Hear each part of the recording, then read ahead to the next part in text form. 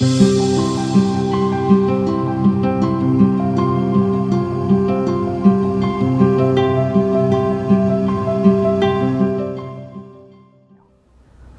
그러면 관찰 기록법.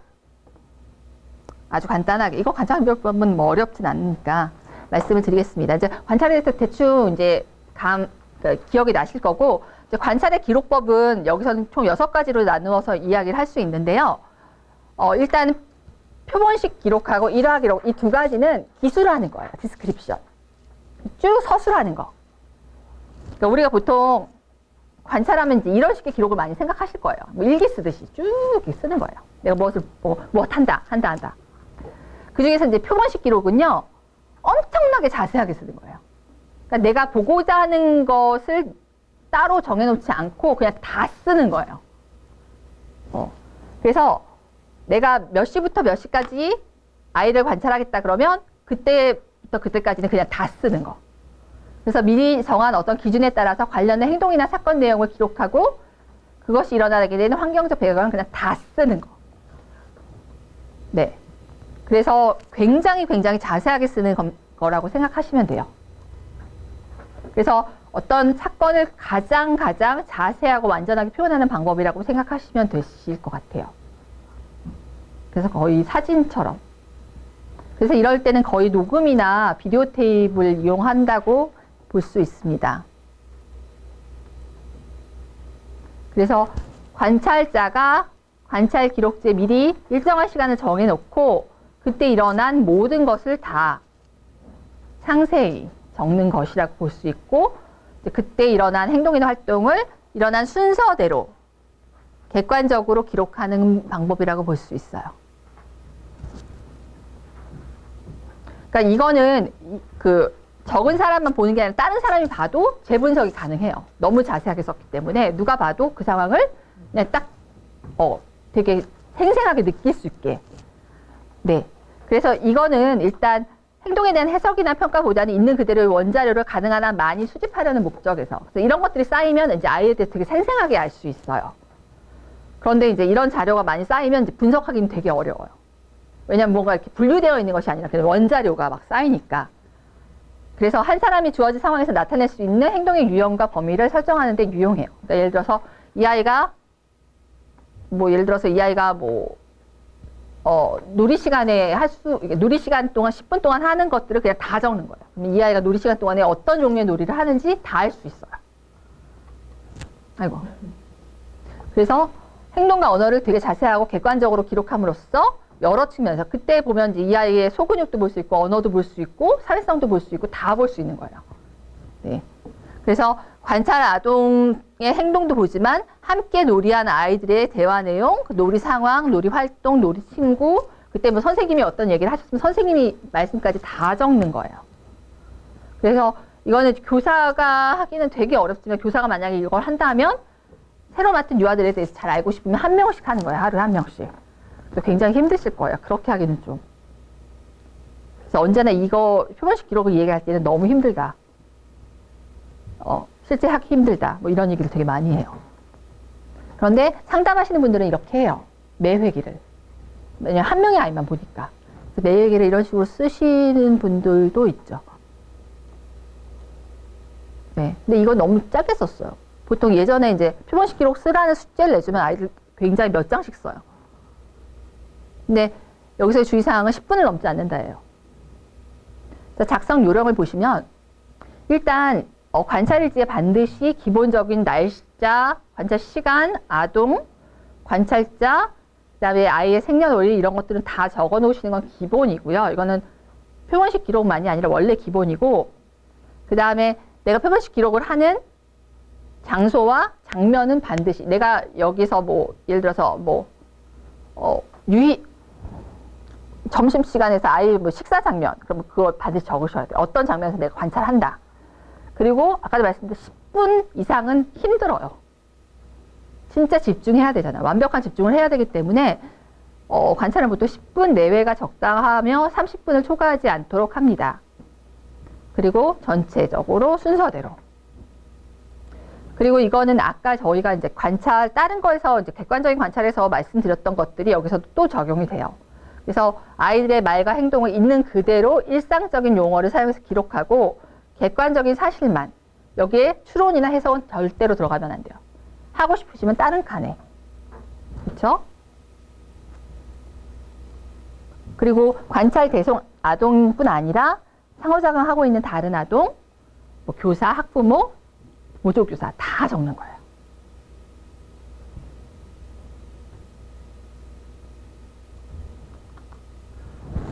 순서 되게 중요하다고 말씀드렸고, 그리고 여러분 그 현재형으로 쓰시는 게 좋아요. 그러니까 이거는 이 순간에는 이게 현재잖아요.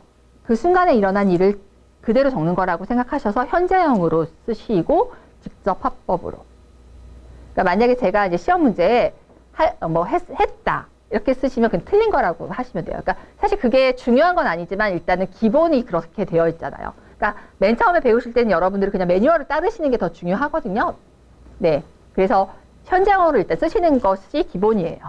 네, 나중에 여러분들이 뭐 쓰실 때 뭐 여러분이 과거형 쓰신다고 제가 달려가서 뭐라고 하지는 않아요. 하지만 일단 배우실 때는 매뉴얼대로 현재형으로 하고 직접 화법, 그래서 따옴표. 그리고 여기 그리고 그 관찰 장면이 그러니까 이 아이의 놀이가 바뀌거나 이 아이가 어떻게 이동했을 때마다 여러분 시간 표시를 반드시 해놓으라고 아까 말씀드렸죠. 그러면 이 아이가 이제 한 장소에서 얼마나 있었는지, 한 놀이를 어느 정도 지속할 수 있는지를 다 알 수 있잖아요. 되게 중요해요. 그리고 주집중 시간이 어느 정도 되는지. 그래서 아이들 보통 길게 하는 아이들은 놀이를 좀 길게 하지만 어떤 아이는 굉장히 짧게 하는 아이들도 있으니까. 그리고 기록할 때는 보통 긍정문으로 쓰시는 게 좋다라는 거 말씀드렸었고, 그 다음에 여러분 이거는 되게 중요해요. 나중에 고생 안 하시려면. 그러니까 쓰다 보면 이제 언어 발달이나 이런 것들이 섞여 있잖아요. 그 안에서 말도 하고 뭐 행동도 하니까. 그런데 여러분 요약에 언어 발달이나 이런 것도 나누어서 요약해 주시면 좋아요. 그럼 나중에 보실 때 좀 편하잖아요. 그래서 이제 뭐 프로토콜이 이만큼 됐어. 그러면 나중에 이제 언어 발달 딱딱 해놓고 여러분 딱 봐서 언어 발달은 뭐 문장이 어떻게 나왔고 발음이 어떻고 이런 거 여러 나름대로, 그다음 소근육 발달은 어땠고 이런 거 여러분 이렇게 좀 요약해 놓으시면 나중에 이것도 보실 때 좀 편해요. 안 그러면 다 찾아봐야 되잖아요. 그래서 이런 식으로 표본식 기록을 하시면 좋습니다. 장점은 뭐예요?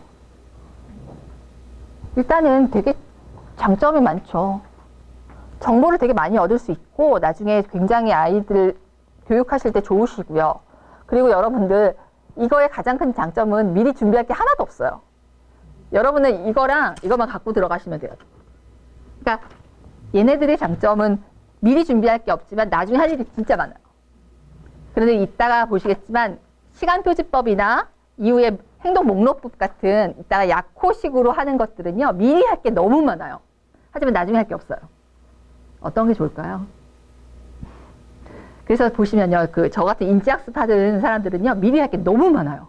학습 준비할 게 너무 많은데, 하고 나면 그래도 할 게 별로 없거든요. 근데 놀이치료사들은 하기 전에는 그냥 뜰랑땅 들어가는데, 하고 나서 되게 할 일이 많아요. 기록지 다 적어야 되잖아요. 네, 그래서 저희는 정말 아침에 할 일이 너무 많아요. 아이들마다 다 준비해 나가야 되거든요. 학습 오늘 내일 뭘 해야 되지? 그래갖고 아침에 저희는 난리예요. 그리고 이제 저 같은 경우에는 케이스가 좀 많아서 오늘 7명을 한다 그러면 아침부터 난리.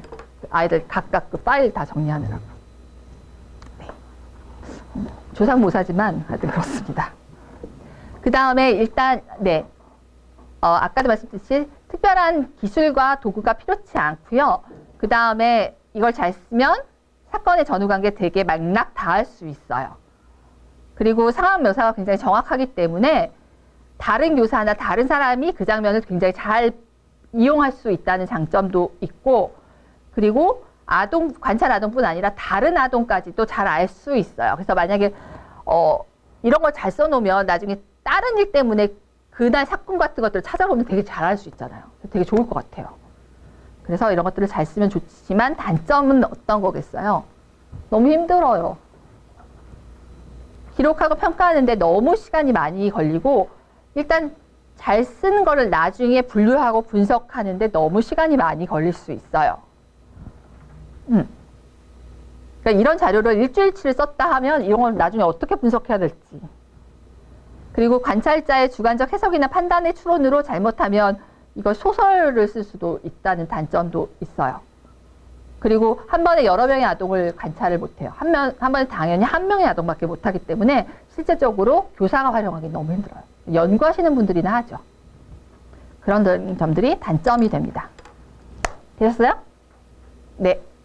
표본식 기록은 일화 기록하고 비교해야 여러분이 이해가 더 잘 되세요. 자, 일화 기록까지 하고 제가 추가 설명을 또 드릴게요. 그에 반해 일화 기록은요, 같이 둘 다 서술하는 거예요. 뭔가 쓰는 건 똑같은데 일화 기록은 훨씬 간단해요. 그리고 일화 기록이 보통 여러분이 생각하는 기록법일 거예요. 자, 일화 기록은 이거는 역시 기록하는 방법인데 시간을 정해놓고 다 적는 게 아니라 이 아이가 뭔가 독특한 행동을 했거나 뭔가 의미 있는 행동을 했을 때마다 가서 적는 거예요. 그러니까 예를 들어서 철수가 오늘 처음 젓가락질에 성공했어. 그전까지 젓가락질을 못했거든요. 근데 오늘 지가 알아서 서툴지만 젓가락질에 성공했어요. 그러면 선생님이 이거 기록해야 돼. 엄마한테 말씀드려야 돼. 그래서 걔 젓가락질 한 날짜, 그리고 젓가락질 때 어떤 식으로 젓가락질을 했는지 이거를 기록하는 거예요. 그리고 그때 이제 이 아이가 얼마나 기뻐했는지, 주변 사람이 어떤 반응을 보였는지, 그게 일화 기록인 거예요. 그리고 이제 철수하고 영희하고 오늘 소꿉놀이를 했는데 너무 귀엽고 잘했어. 그러면 소꿉놀이 한 것도 일화 기록할 수 있는 거예요.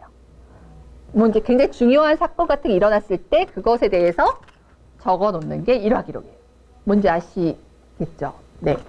그래서 이제 보시면요.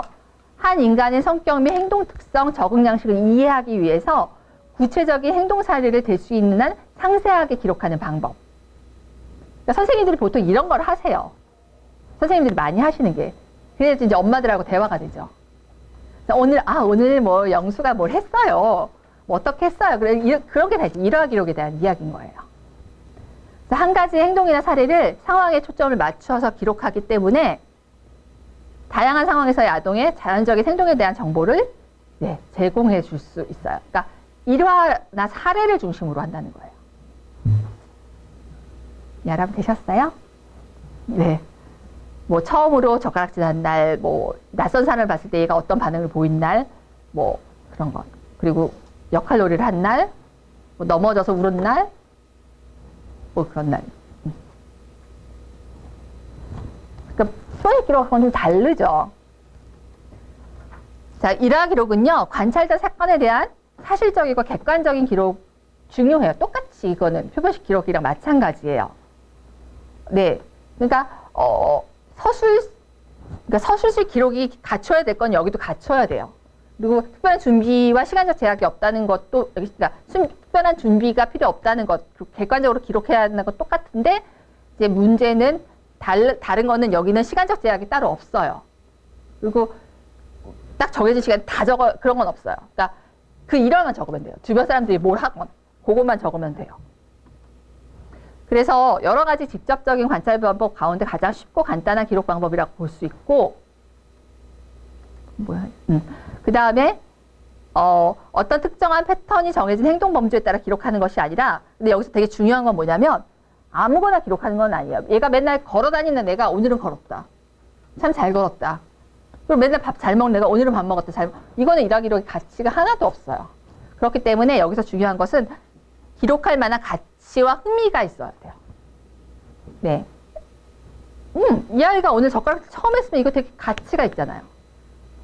네. 그리고 이 아이가 맨날 단어 하나밖에 못 하던 아이가 단어 2개를 붙여서 했어. 오늘 2단어 말을 처음 했어. 그럼 너무 의미가 있잖아요. 네. 그런 것들을 적는 거예요. 그래서 반드시 가치가 있는 행동이어야 돼요. 기록할 만한 의미와. 그래서 그런 거라면 언제 어디서나 기록하시는 것이 좋습니다. 그래서 여기 보시면 예기치 않던 행동을 기록할 수 있는 거죠. 그래서 교육 현장에서 가끔 교사가 전혀 기대하지 않은 상상의 행동을 관찰하게 되는데 그때 우발적인 행동을 기록하는 방법으로 가장 좋은 방법이에요. 네. 그래서 가상놀이나 상상놀이 같은 거 할 때 되게 많이 적죠. 너무 그런 것들 귀엽고. 그래서 유아의 발달 같은 것들을 측정할 수 있는 그런 기록법이라고 할 수 있어요. 아이들 너무 귀엽잖아요. 네. 아이들 노는 거 보면 너무 귀여워요. 자, 그래서 일화기록의 작성 방법은 아까랑 거의 똑같아요. 자, 어떤 일화나 사건이 근데 이거는 이제 어떤 일화나 사건이 발생한 후 즉시 기록해야 돼요. 안 그러면 여러분 또 소설 쓰거든요. 그래서 여러분들 유치원 선생님 같은 경우에는 앞에 뭐 앞치마나 포켓에 필기도구를 좀 갖고 다니시는 게 좋을 것 같아요. 그때 딱 보고 이제 적어 놓으시고요. 그러니까 예를 들어서 얘가 발음이 정말 안 되던 걸 발음을 했어. 그럼 너무 기쁘고, 그러니까 적고. 그래서 즉시 기록하시는 게 좋고, 행동과 말을 구별해서 직접 쓰시는 거는 당연하고, 그 다음에 이런 발생했던 배경, 당연히 적으셔야죠. 어디에서 얘가 이런 행동을 처음으로 보였는지. 그 다음에, 행동의 언어를 그러니까 그 대상 아동뿐 아니라 그때 주변에 있던 얘랑 관계 있는 사람도 같이 적는 게 좋겠죠. 밀접한 관계가 있다면. 네. 그 다음에 순서대로 적는 것도, 왜냐하면 일화기 때문에 그 사건, 에피소드의 시작과 중간과 끝이 있어야죠. 네. 그런 것들 여러분들. 그래서 약간은 이야기처럼 적는 거예요. 네.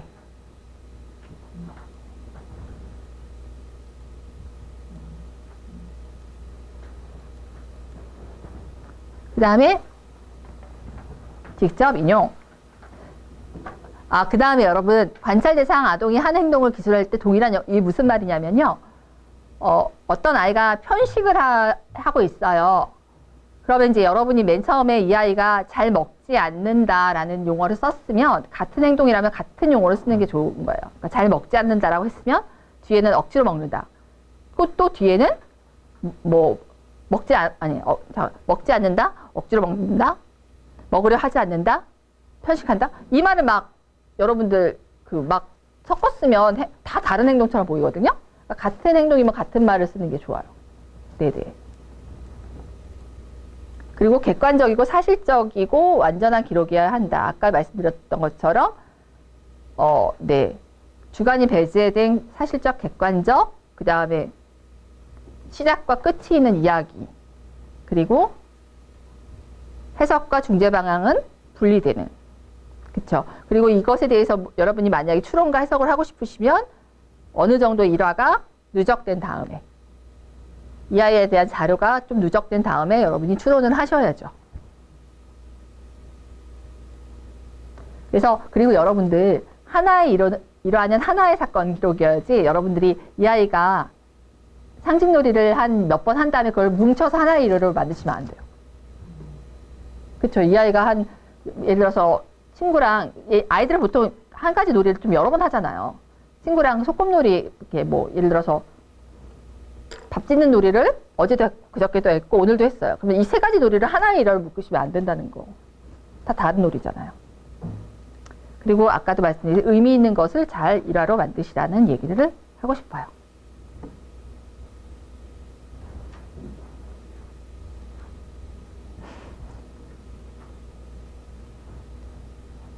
여러분, 화면. 귀엽다.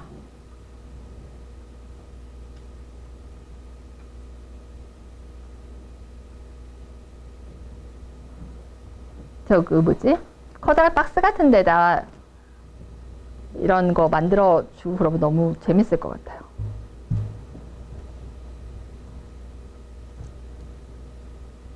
이런 게 일화기록이에요. 미장원 놀이에 대한 일화기록. 미장원 놀이라는 그 큰 카테고리에서 어떤 하위 행동들이 일어나고 있는지 구체적으로 진행이 되고 있는 거죠. 되셨어요? 여러분? 좀 있으면 밥이 기다리고 있어요. 무엇을 먹을까요? 맛있겠다. 근데 이따 끝나면 얘기합시다. 자, 일화기록의 장점은 장점, 단점. 예. 그 다음에 여러분, 이거는 제가 교환 올려드렸을 거예요. 그러니까, 일화기록은 아까도 말씀드렸듯이 의미 있는 걸 써야 된다고 그랬잖아요. 아무거나 쓰지. 그러니까, 발달에서 굉장히 의미 있는 일들이 있어요. 그런 것들 중에서 이제 몇 가지를 말씀드린 거예요. 그래서 그런 것들을 여러분들이 잘 보시고, 그런 것들을 이제 찝어서 적으시면 좋죠.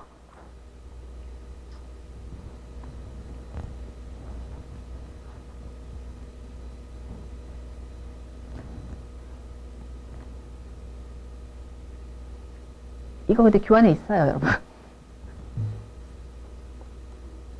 자, 일하기록의 장단점 빨리 하고 우리 밥 얘기하고 밥 먹으러 갑시다. 자, 일하기록은 일단 아동의 언어나 행동을 집중적으로 관찰함으로써 좀 더 명확하고 정확하게 그때의 상황을 기록으로 남길 수 있고, 아까도 말씀드렸듯이 미리 준비할 건 없어요. 그리고 표본식 기록에 비해서는 시간을 필요로 하지 않아요. 근데 여러분 여기서 좀 애매한 게, 일화 기록이 표본식 기록에 비해서는 간단하지만 다른 기록에 비해서는 사실 어려워요. 그러니까 이따가 배우실 표지법이나 목록법 같은 거에 비해서는 어렵죠. 적어야 되니까. 그렇지만 표본식 기록에 비해서는 편해요. 그 다음에 여러 번에 걸쳐서 관찰된 일화 기록은 다른 기록들과 비교될 수 있죠. 이따가 이제 배우실 목록법 같은 거랑 비교될 수 있고요. 그 다음에 아동의 독특한 패턴이라든지 행동 변화, 흥미, 능력 이런 것들을 되게 잘할 수 있어요. 그러니까 얘가 되게 반복하는 놀이 같은 걸 진짜 잘할 수 있어요. 그리고 얘의 독특한 언어 패턴. 그러니까 그리고 되게 웃긴 게 이제 부모들 말투 되게 많이 따라해요, 애들. 부끄럽게도. 네. 그래서 그런 것들도 되게 이제 일화 기록을 통해서 되게 많이 할 수 있어요. 얘만 쓰고 있는 말투 같은 거. 그리고 무엇을 필요로 하는지. 네, 이런 걸 정확하게 알 수 있어서 교사가 잘 대응할 수 있도록 도와줄 수 있고요. 그 다음에 한 가지 일화나 사례를 되게 자세하게 볼 수 있기 때문에 네, 그것들을 이해하는데 다른 관찰보다는 이점이 많다고 할 수 있지요. 근데 여러분 단점도 되게 많아요. 단점은 정확하고 객관적인 관찰이 아닐 경우에는 아동에 대한 편견을 심어줄 수 있어요. 특히 여러분 어떨 때 편견이 생기냐면요. 여기 밑에 써 있는 것처럼 여러분 일화 기록은 튀는 행동만 하죠. 그러니까 아이가 얌전하거나 문제 없을 때는 일화 기록을 안 써요. 근데 아이가 싸우거나 돌출 행동을 보였을 때만 일화 기록을 많이 쓰거든요. 그러니까 어떤 아이 같은 경우에는 싸우는 것만 쌓여요. 그 아이가 꼭 싸움만 하는 아이처럼 보이기도 해요. 네, 잘못하면 아이에 대해서 안 좋은 편견을 만들 수도 있고요. 그 행동이 이 아이의 대표 행동처럼 보일 수도 있어요. 그게 좀 단점이에요. 그래서 잘못된 인상을 심어주거나 해석할 때 잘못하면 일부의 행동이 이 아이의 전부인 것처럼 오해석할 여지가 있어요. 여러분 무슨 말인지 아시겠죠? 그러니까 잘할 때는 안 봐주고 잘못할 때만 쪼르르 까갖고 적어요. 너 이럴 줄 알았어. 평소 때는 안 그랬는데 오늘따라 꼭 그렇죠. 네. 그 다음에 시간이 아까도 말씀드렸듯이 다른 기록보다는 많이 들어요. 그리고 표본식 기록보다는 상황묘사가 적고, 그러니까 얘가 약간 어정쩡해요. 하지만 되게 좋은 기록법이에요. 그러니까 여러분들 집에서도 UI 같은 거 쓰실 때 여러분의 편견을 좀 덜어내시고 객관적으로 한번 써보세요. 우리 아이에 대해서도. 그러면 좀 좋으실 것 같아요. 자, 근데 질문이 있어요.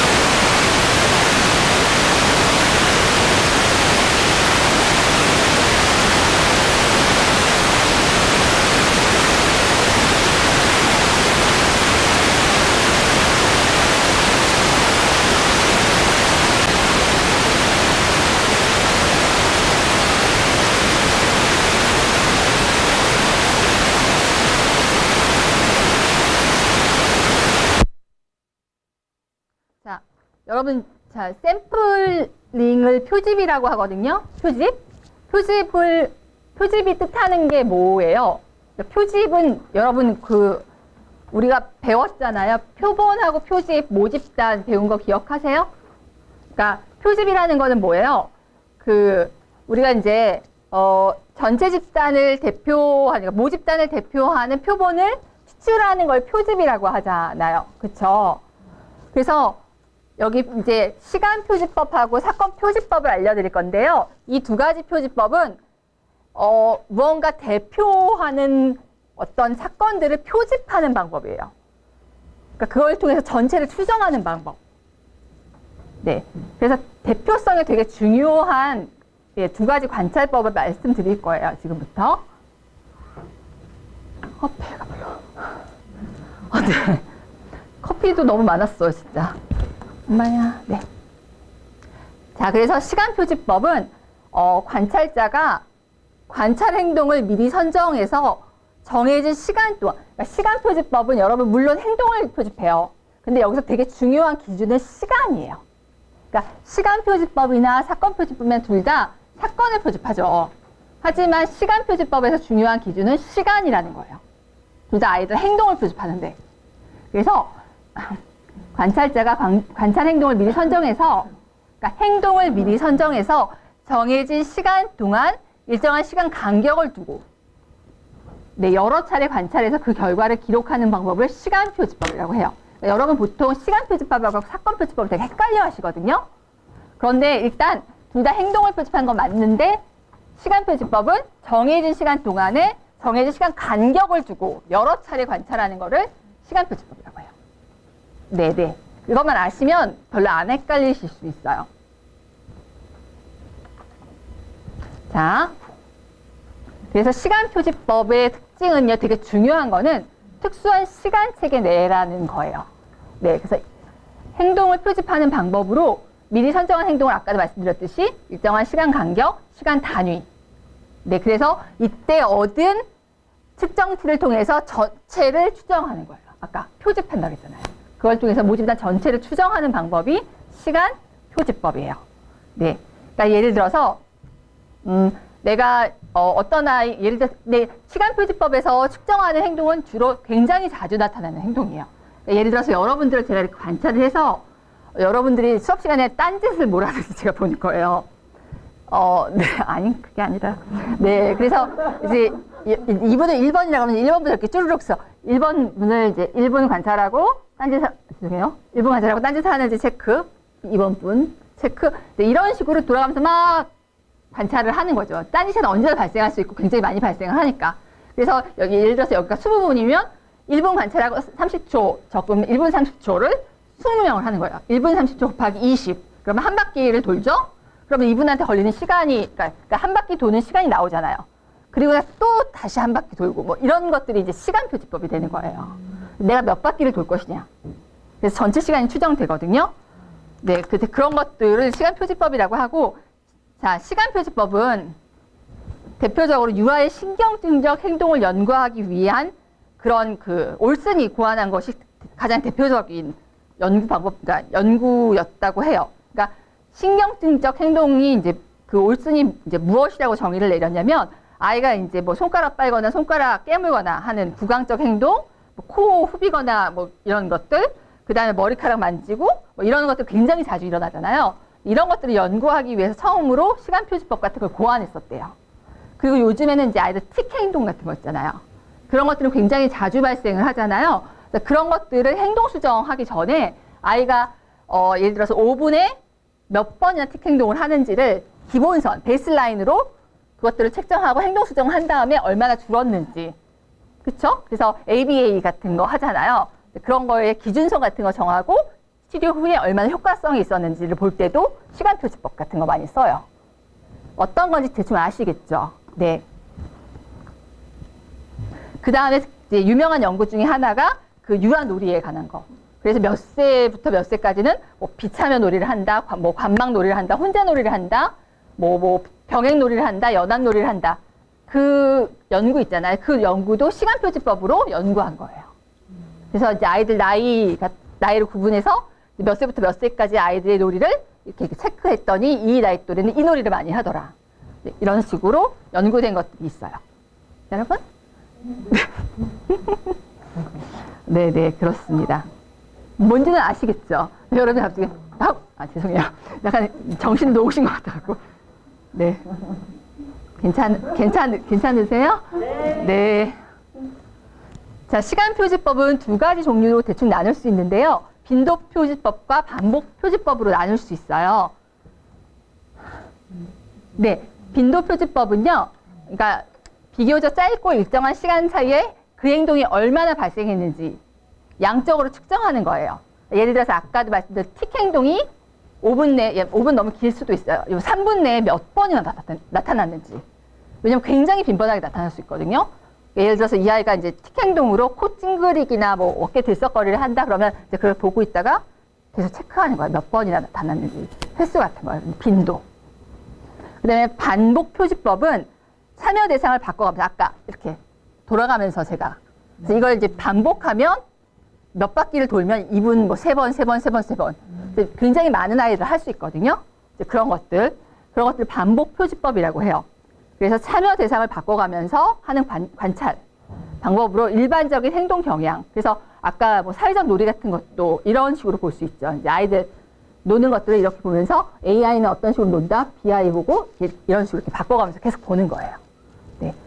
그래서 관찰은 한 번에 끝나는 것이 아니라 시간 간격에 맞춰서 여러 번 시행될 수 있어요. 네. 네. 그래서 이때 시간 간격은 관찰하고자 하는 행동의 유형, 관찰 시간, 대상, 관찰 결과를 기록하는 시간에 따라서 달라져요. 무슨 말이냐면 어떤 행동은 굉장히 자주 일어나기 때문에 그냥 보면 되는, 보면 나타나는 행동 같으면 관찰 시간을 오래 잡을 필요 없어요. 그리고 어떤 거는 또 기록하는 시간이 많이 걸릴 수도 있고 적게 걸릴 수도 있거든요. 기록 시간이나 관찰 시간 같은 걸 여러분이 그러니까 여러분이 그것들을 계획할 수 있어요. 그래서 그냥 체크만 하는 거면 그냥 30초 하면 되는데 여기다 뭔가 적어야 된다. 그럼 1분 잡으시면 돼요. 네, 그런 식으로 여러분이 다 계획하시면 되세요. 그래서 근데 이제 그런 행동이 좀 많이 발생하는 세팅에서 하시면 좋잖아요. 그렇기 때문에 관찰 전에 미리 굉장히 여러분들이 면밀하게 준비를 하셔야 돼요. 자, 그럼 예를 한번, 그리고 여러분 적어도 15분 동안에 한 번은 나타나는 행동이어야지 시간표지법을 할 수 있어요. 너무 안 나타나면 절대 할 수 없어요. 시간표지법은. 15분에 적어도 한 번은 나타나야 돼요.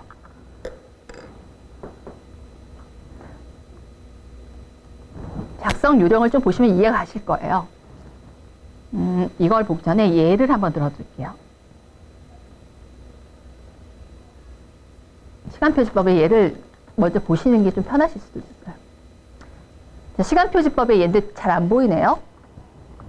자, 이게 하나의 예인데요. 제가 여기 있는 글자를 여기다 써놨으니까 보시면 되세요. 이게 이제 어떤 것의 시간표지법이냐면 아동의 사회성 놀이. 그래서 사회성 놀이에 대한 시간표지법이고요. 아이를 4명을 했어요. 시간표지법을. 여기 4명. 여기 4명. 그리고 이제 아이들 각각에 대한 생년월일을 하고 이제 성별, 그리고 이제 관찰자, 관찰일, 그 다음에 지시는 여기에 있는 내용인데 읽어드릴게요. 자, 일단 다음의 정의와 약칭에 익숙해진 후 관찰할 아동 4명을 선정해요. 근데 약칭이 이제 여기 방관, 단독 이렇게 써 있어요. 뭐라고 써 있냐면 방관, 단독, 평행, 연합, 협동. 근데 이것에 대한 아는요, 아무것도 하지 않는 행동. 그러니까 이게 조작적 정의라는 거예요. 그러니까 여러분들이 그 사건 표집이나 시간 표집을 하시려면 행동이 되게 중요하다고 그랬잖아요. 그러니까 그걸 보고도 누구든지 그 행동을 그렇게 체크할 수 있는 굉장히 구체적으로 그것에 대한 정의를 내리셔야 돼요. 조작적 정의를. 그래서 아는 아무것도 하지 않는 행동이에요. 그래서 아동이 어떤 놀이에도 참여하지 않고 있으며 다른 어떤 것에도 특별한 관심을 기울이지 않고 있다면 아라고 체크하시면 돼요. 아에. 그 다음에 방은 방관적인.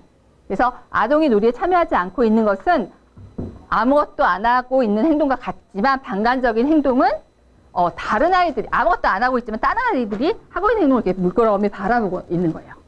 네. 그래서 다른 아이들이 하고 있는 놀이를 바라보다가 대화를 할 수도 있으나 역시 놀이에 참여하지 않는 것은 방관.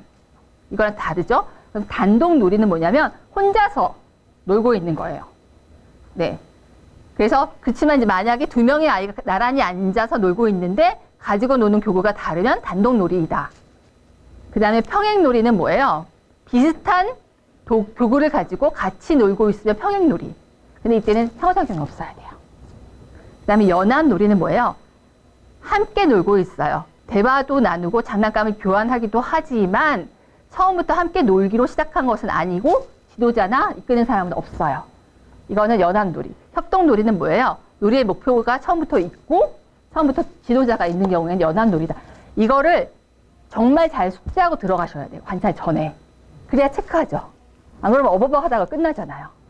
이걸 가지고 여러분 들어가시는 거예요. 그래서 이제 관찰을 시작해요. 관찰을 이제 어떻게 하기로 했냐면 4명. 네? 네네. 협동은 처음부터 놀이 목표가 있어요. 우리 같이 놀자.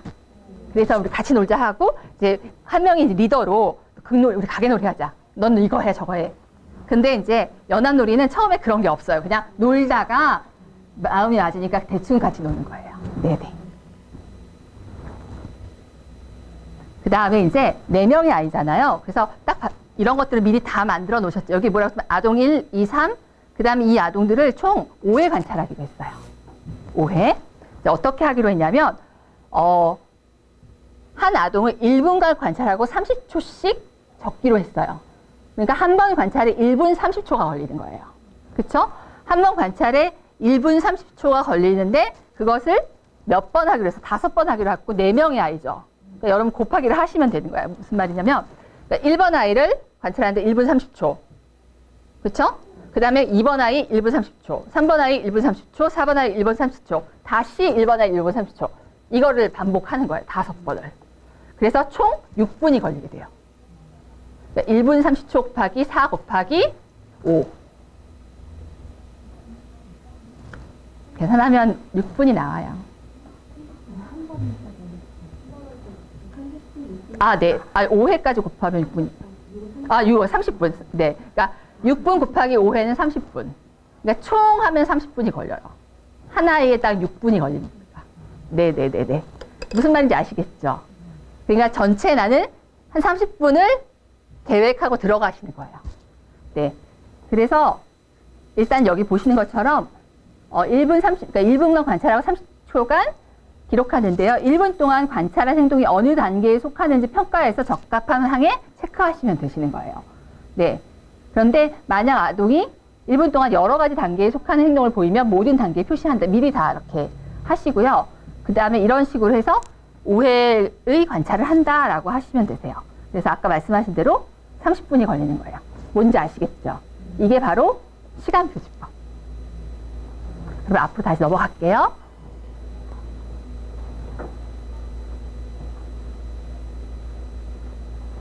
자, 시간 표시법의 작성 밟아볼게요.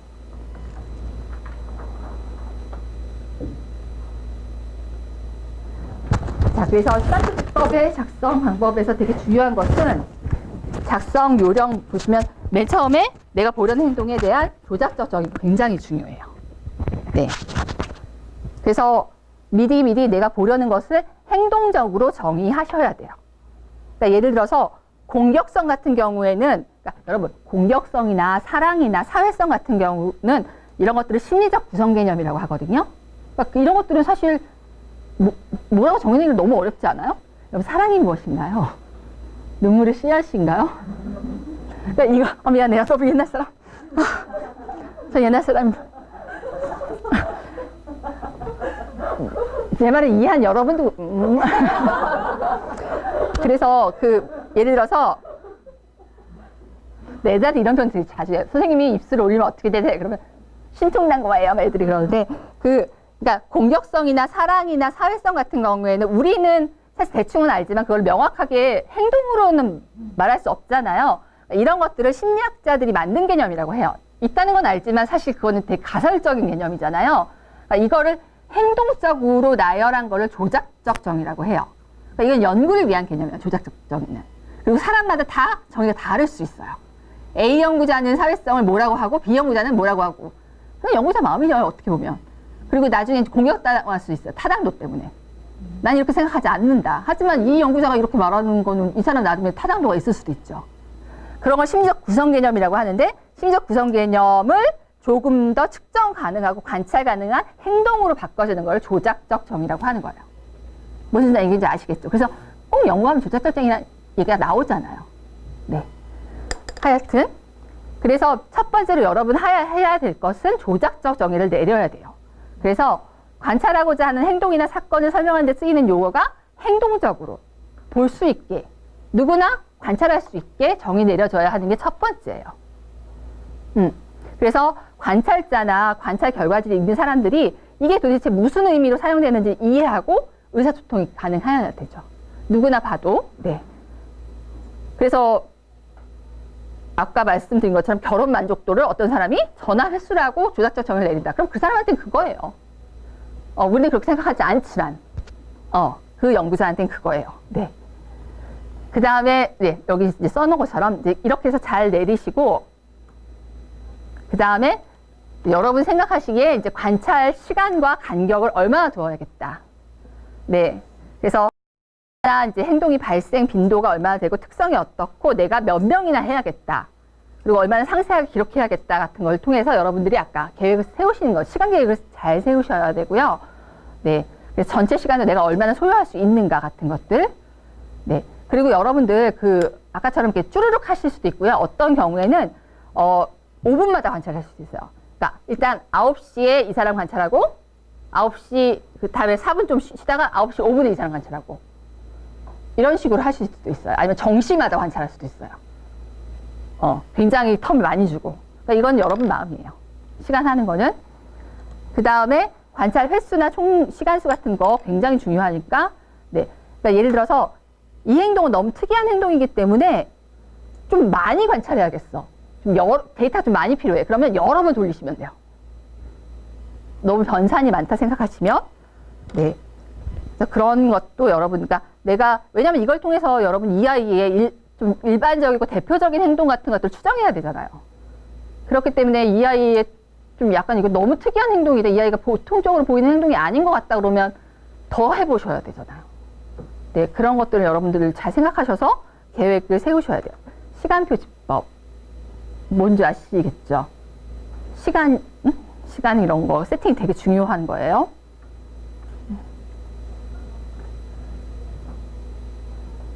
그 다음에 마지막으로 내가 관찰 행동을 기록할 부호나 표시 방법 같은 것도 잘 정해 놓으실 수 있는 거예요. 아까처럼 단, 연, 협 뭐 이런 것들 체크하실 수도 있고, 여러분 직접 손으로 쓰실 수도 있고, 여러분이 할 수 있는 내가 가장 편한 방법으로 해놓으실 수 있는 거예요. 그러니까 너무 할 일이 많아요. 다 이걸 만드셔야 되니까. 그래서 연구자가 할 일이 정말 많고, 근데 만들어 놓으시면 편합니다.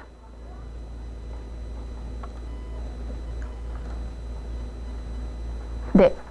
이거 같은 경우에는 한눈을 파는 행동이라고 아마 조작적 정의가 있을 거예요. 이거 같은 경우에는 그냥 유무만 체크하는 거예요. 그래서 1분마다 유무만 체크하시는 거고, 이거 같은 경우에는 행동의 빈도수, 여기 잘 안 보이는데 이렇게 되어 있어요. 이렇게 짝대기로.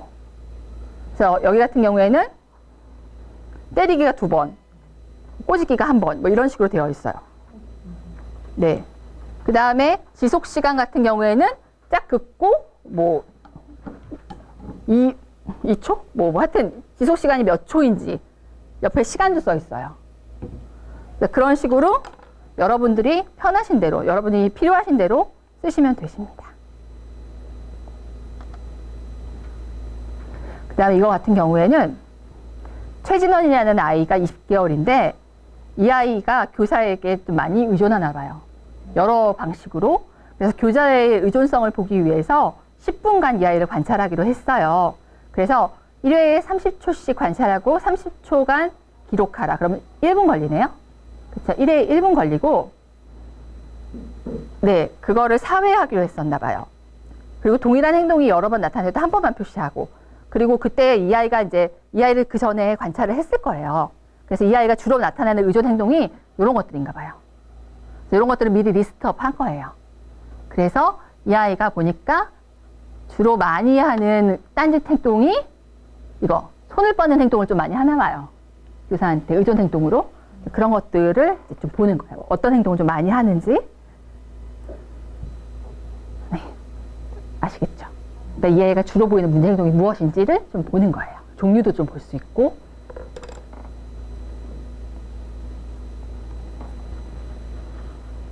시간 표지법. 이걸 통해서 뭐예요? 이 아이는 보통 이런 행동을 좀 많이 보인다. 아니면 뭐 이런 행동들을 다양하게 보인다. 이런 대표적인 행동 같은 것들 추정하는 거죠.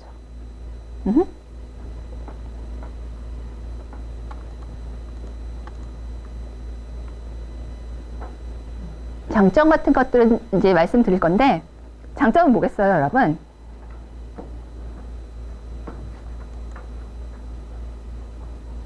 되게 신뢰도가 높아요. 이런 것들은 굉장히 뭐랄까 양적으로 추측하기가 좋잖아요. 그리고 이제 미리 세팅 같은 걸 딱 해놨기 때문에 내가 하건 남이 하건 어떤 상황에서 하건 좀 비슷한 결과가 많이 나와요. 아까 조작적 저기도 딱 맞춰놨기 때문에 신뢰도나 객관성이나 대표성이 높은 편이에요. 네. 시간의 한계도 딱 정해놨고 조작적 정의도 굉장히 잘 해놨기 때문에 구조화가 좀 많이 되어 있잖아요. 그 다음에 한 번에 좀 많은 사람을 할 수 있어요. 유치원 여러분들이 관심 있어 하는 여러분 반 전체 아이들 다 할 수도 있어요. 그리고 제가 지금부터 여러분들을 할 수 있어요. 조나 이렇게 할 수도 있어요. 네네네네. 그렇게 할 수 있어서 굉장히 짧은 시간에 다량의 자료를 얻을 수도 있어요. 그리고 이제 시간, 노력, 경비 같은 것도 절약할 수 있어요. 그리고 아까도 말씀드렸듯이 굉장히 빠르게 나타나고 많이 나타나는 행동 같은 것들을 체크하기 너무 좋아요. 네네네. 그리고 수량화가 아까 좋다고 했잖아요. 아까 이렇게 막 횟수로 표기되어 있기 때문에 통계 처리가 되게 쉬워요. 요새는 이제 SPSS 같은 거 많이 쓰잖아요. 그래서 나중에 엑셀이나 SPSS로 쓰기가 되게 좋고, 그 다음에 좀 전에 말씀드린 것 같은 행동수정. 여러분 요즘에 ABA 되게 뜨잖아요. ABA가 뭐냐면요, 응용행동분석이라고 하는 건데요. 그 응용행동분석은 사실 옛날부터 있었거든요. 행동수정 기법 중에서. 근데 요즘에 그게 미국에서 다시 들어왔거든요. ABA라고.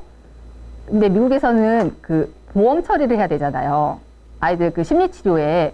그래서 사전하고 사후하고 효과성이 되게 중요하대요.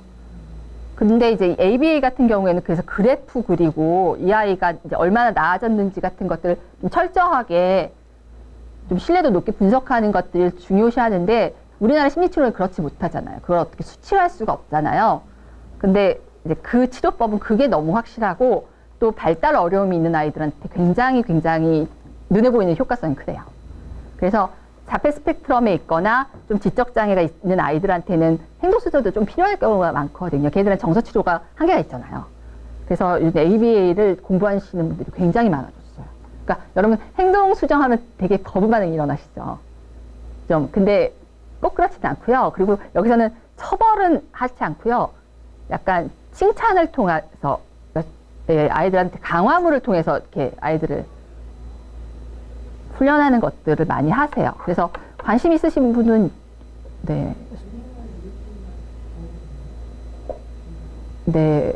아직 ABA도 보험이 된다는 얘기는 제가 못 들었지만, 미국에서는 국제 자격증 같은 것도 굉장히 많이 하고요.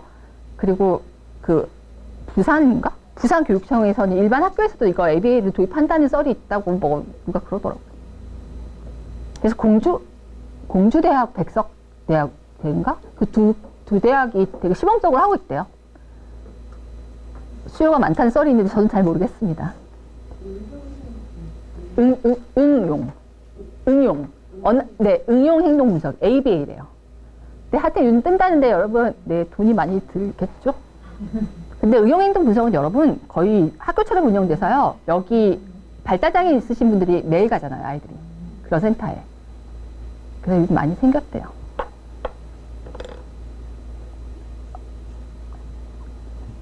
네. 그래서 하여튼 그런 베이스라인으로 엄청 많이 써요.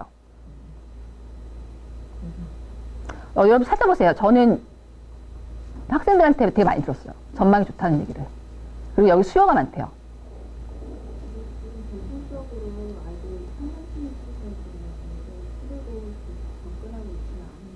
아, 하고 있어요. 센터들 엄청 많이 생겼어요.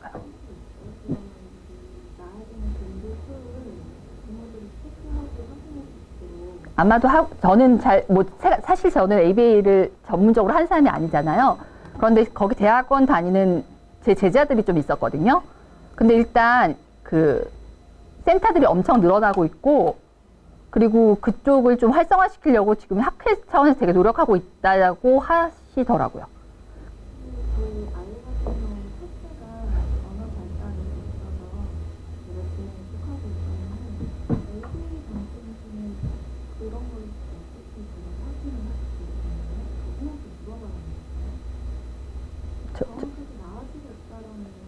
아마 거기서는 그래프 같은 거 주지 않으세요? 거기가 이거 굉장히 중요한 게 그거잖아요. 그래프 그리는 거. 아, ABA를 하셨어요? 아, ABA는 아예 ABA 센터라고 이름이 그 센터 이름으로 있어요.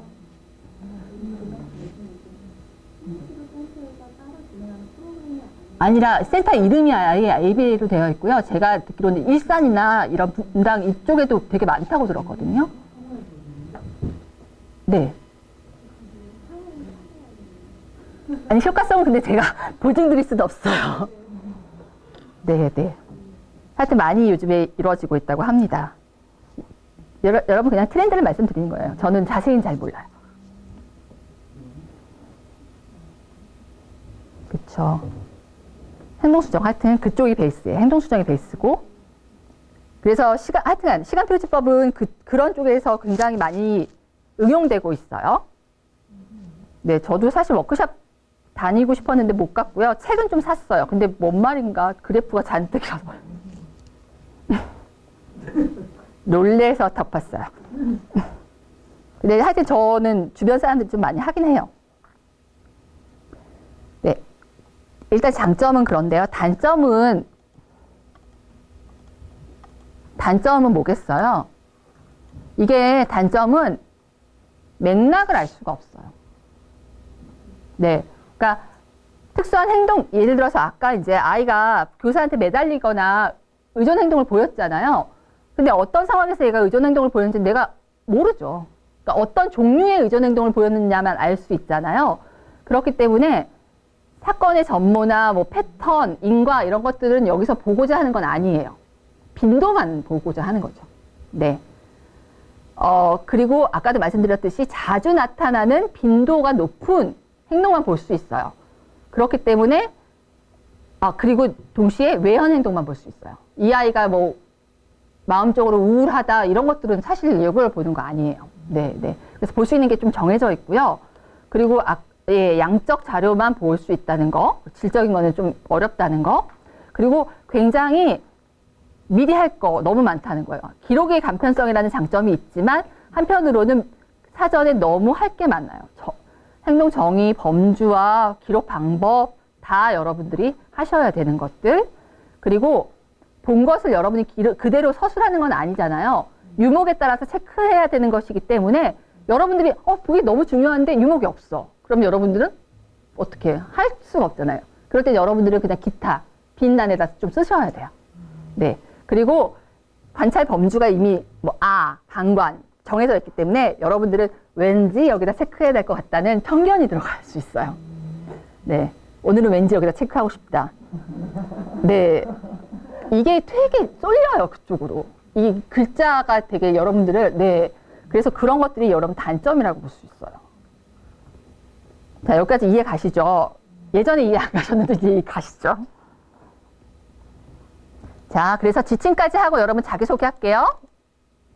자, 지침을 보시면요. 일단 시간표지법은 아까도 말했듯이 자주 일어나는 행동. 나 지금 되게 해야 될 것들이 너무 많아서 다 하고 말 테야. 특히 문제 행동이나 아까 말씀드린 틱이나 그런 것들에 많이 쓰이고, 여러분 틱에 대해서도 제가 드릴 말씀 되게 많지만 생략하겠습니다. 왜냐하면 틱 되게 많이 보이잖아요, 아이들. 틱이나 뚜렛 같은 거 많이 보이는데 이런 것도 심각해지면 못 고칠 수도 있어요. 네. 왜냐하면 이게 일회성으로 끝나면 좋은데, 네, 뚜렛 같은 것들이 또 만성화되고 또 성인기까지 가면 약으로도 못 고치거든요. 뚜렛이 뭐냐면 음성하고 행동특이 같이 나타나는 걸 뚜렛이라고 해요. 네, 그러니까 하나씩 나타나는 것들은 그냥 틱이라고 하는데 음성하고 행동특이 같이 나타나고 그것들이 좀 오래 지속되면 뚜렛이라고 하고 좀 심각할 수도 있어요. 뚜렛은 원래 사람 이름이에요. 네. 근데 틱은 뭐 워낙 근데 대부분의 틱은 여러분 그냥 없어져요. 네, 대부분의 틱은 가볍게 넘기시면 돼요. 모른 척 하시면서. 네, 그리고 이제 틱이 저는 틱을 안 해봐서 잘 모르겠는데요. 틱을 겪은 아이들한테 물어보거나, 왜냐면 좀 큰 아이들은 자기인식이 있거든요. 그리고 이제 책에서 보니까 틱이 약간 참을 수 없는 건 아니래요. 그러니까 약간, 근데 참으려면 너무 에너지가 많이 들어가요. 약간 재채기 같다고 하는데, 참을 수 있대요. 막, 신경이 쓰여서 그렇지. 약간 미칠 것 같은? 근데 하고 나면 너무 시원하대요. 근데 또 하고 싶대요. 그리고 이제 그런 아이들이 그래서 학교에서는 조금 참다가 집에 가서 발작적으로 많이 할 수 있대요. 그래서 집에서 더 많이 해요. 집에서 혼자 있거나 쉴 때. 그래서 엄마들이 너무 걱정하시잖아요. 집에서 더 많이 할 수 있거든요. 그리고 이제 밤에 또 혼자 있거나 막 이럴 때 막 많이 해요. TV 볼 때도 막 많이 하고. 그러니까 참다가 더 많이 그때는 이제 참을 필요가 없잖아요. 그러니까 더 많이 할 수도 있고 하니까 여러분들 그런 것도 좀 그래서 집에서 막 못하게 하거나 틱하는 거에 대해서 엄마가 막 혼내고 그러면 얘가 숨어서 하거나 되게 스트레스 받을 수 있으니까 틱은 심하지 않으면 모른 척 해주시는 게 답일 수 있고요. 아니면 아이가 너무 힘들어하면 약을 좀 먹이시는 것도 답이에요. 틱일 수도 있고 아니면 강박일 수도 있고 불안일 수도 있거든요. 워낙 그 원인이 여러 가지라서 잘 보셔야 돼요. 그리고 틱은 약간 유전적인 요인 100% 아니에요, 여러분? 여러분이 무슨 얘기를 하지만 너무 무서운 게 100%는 아니고요. 유전적인 요인도 좀 있어요. 그렇기 때문에 형이 그러면 동생이 그럴 수도 있고 아니면 형제가 그러니까 약간 친족 간에 그럴 수도 있어요. 약간 연관이 좀 있어요. 그리고 이제 많은 경우에 강박이랑 틱이랑 같이 가는 경우가 좀 많고요. 100% 물론 아니에요. 네. 그래서 조금 불편할 수 있어요, 아이가. 스트레스 받으면 틱이 좀 심해지니까. 근데 너무 걱정하지 마시고 아이가 불편할까봐 저희는 걱정하는 거지. 여러분도 그것 때문에 뭐 여러분이 아이가 너무 창피하거나 그러시는 건 아니잖아요. 그 창피해하는 엄마들도 많아요. 막 혼내. 하지 말라고. 근데 여러분 안 그러실 거죠? 아이가 얼마나 불편하겠어요. 그것 때문에. 네. 자, 그래요.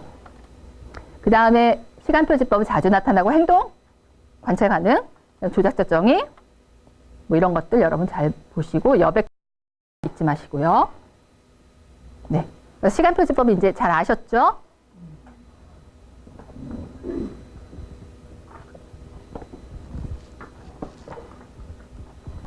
그러면 시간표지법하고, 네. 마우스를 또 가지러 가야 돼.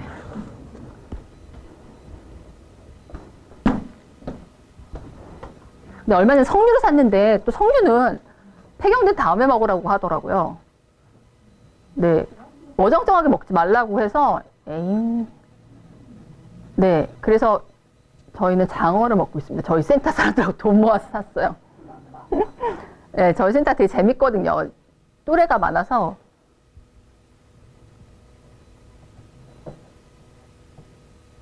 네.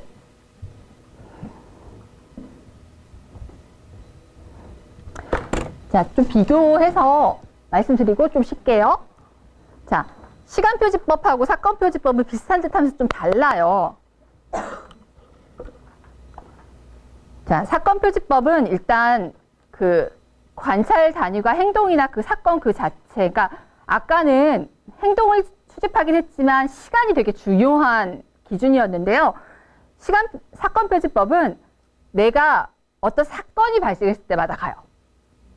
네. 그래서 사건의 어떤 종류나 이런 것들이 마우스.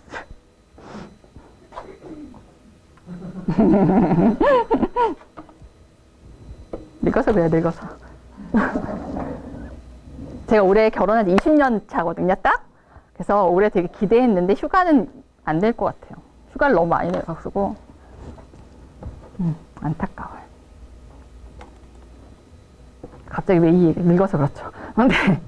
자, 여기서는요, 되게 중요한 게, 사건의 종류가 여기서 궁금할 때 쓰는 방법이에요. 그러니까, 관찰자가 관심을 가지고 있는 어떤 특정 행동이나 사건을 기다렸다가 그 사건이 일어나면 그 사건에 대해서 조금 더 뭔가 자세하게 알고자 하는 때 쓰는 방법이에요. 근데 아까 이제 서술식 기록하고 좀 비슷한 듯 하면서도 좀 다른데 제가 좀 더 자세하게 말씀드릴게요. 이거 안 넘어가네. 네. 자, 일단 사건 표지법을 보시면요. 관찰자가 관심을 갖고 있는 어떤 행동이나 사건이 일어나기를 기다렸다가 그것이 일어나면 그때마다 일정한 형식에 따라서 기록을 남기는 것이에요. 네. 근데 사건 표지법은 두 가지 유형이 있는데 빈도를 보는 것도 있고 그 다음에 서술식으로 쓰는 사건 표지법이 있어요. 이 두 가지가 있는데 좀 달라요. 근데 둘 다 관심 있는 건 사건 자체라는 거. 네. 그래서 일단 사건 표지법은 관찰되는 행동이 얼마나 자주 일어나는지, 얼마나 지속되는지 이런 건 빈도 사건 표지법이고요. 그 다음에 그 행동의 동기는 무엇인지 원인이나 심각성에 대한 정보는 서술식 사건 기록법이 알려줘요. 좀 달라요. 여기 보시면 사건 표지법의 종류는 A, B, C 서술식 사건 표지법과 빈도 사건 표지법이 있는데 이게 두 개가 좀 달라요. 기록법도 다르고. 네. 그래서 빈도 사건 표지법은 그 사건의 어떤 종류라든지 그 사건이 얼마나 자주 일어나는지를 보고자 한다면 서술식, ABC 서술식 사건 표지법은 그 사건의 원인이라든지 결과, 흐름, 맥락 이런 것들을 보고자 하는 목적에서 사용돼요. 근데 이 두 가지 사건 표지법의 공통점은 어떤 사건을 표집해서 이 사건을 통해서 이 아이의 나머지 사건을 추정하는 거예요. 그러니까 이 아이가 이런 행동을 딴 데서도 했겠구나 뭐 이런 식으로 네, 추정을 한다는 거죠. 그래서 이렇게 보시면요. 관찰자와 관찰 대상 유아의 특정 행동이 나타날 때까지 기다렸다가 그것이 나타나면 관찰하고 기록함으로써 언제 꼭 관찰해야겠다는 시간적 제약이 일단 없어요. 아까 시간 표지법은 내가 시간인데 제약이 있었잖아요. 그게 되게 중요했고. 근데 이거는 없어요. 그리고 행동이나 사건의 존재 유무보다는 그 사건의 특색, 종류 이런 것들이 되게 중요해요. 네. 그래서 여러분들이 좀 쉬신 다음에 요거를 보시면 되게 이해가 가실 거예요. 그래서 여러분 쉬시면서 한번 읽어보시고 그 다음에 설명해 드릴게요. 요 실험, 그러니까 요거가 되게 중요한 연구예요. 사건 표집에서. 애들이 얼마나 싸우는지에 대한 거예요. 자, 이제 사건 표지법에 대한 연구의 예를 보시면 사건 표지법이 이해가 가실 거라고 말씀을 드렸죠.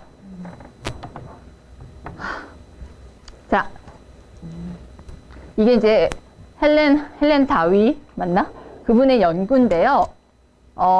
이게 이제 통제되지 않은 자연적 환경 속에서 사건 표집을 사용한 초기의 고전적 연구라고 볼 수 있고요. 1934년에 이루어진 연구인데요. 여기 보시면 1931년 10월 9일에서 1932년 2월 17일 요 기간 동안에 유치원 원아 40명. 그래서 여아 남마 이제 요 명수의 아이들을 사건 표집했어요. 근데 어떻게 사건 표집했냐면 유아들의 자유놀이 시간에 발생하는 싸움을 관찰한 거예요. 그러니까 여러분 싸움이라는 사건을 표집한 거죠.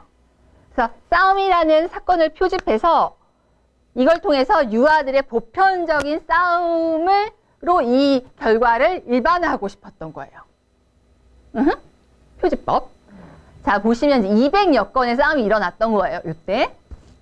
자, 보시면 관찰자는 싸움이 일어날 때까지 기다렸다가 싸움이 시작되면 쪼르르 간 거예요. 막 그쪽으로 가서 시간을 딱 확인하고 적어요. 그 다음에 스탑워치를 딱 작동시킨 다음에 보고 있는 거예요. 이렇게.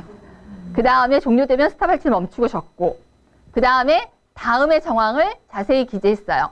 일단 싸움에 참여한 유아의 이름, 연령, 성별 그리고 지속시간 싸움이 시작되었을 때 하고 있었던 활동 얘가 예를 들어서 뭐 바깥놀이를 하고 있었다, 뭐 하고 있었다, 이런 것들. 그 다음에 싸움 행동. 싸움 행동도 이제 싸움에 비참여하고 있었는지, 부추기는 행동을 하고 있었는지, 공격적인 행동, 싸움 중 보복적인 행동, 뭐 이런 것들을 미리 나눠놨을 거예요. 쭉 나눠서 이제 그런 것들을, 이제 그런 것 중에서 어떤 행동을 하고 있었는지, 그 다음에 가능하다면 싸움 중에 실제 대화 내용을 기록하고, 그 다음에 싸움의 결말, 그래서 제3자의 중재로 끝났는지 혹은 스스로 해결했는지, 그 다음에 싸움이 끝난 후에 생각들을 적었던 거죠.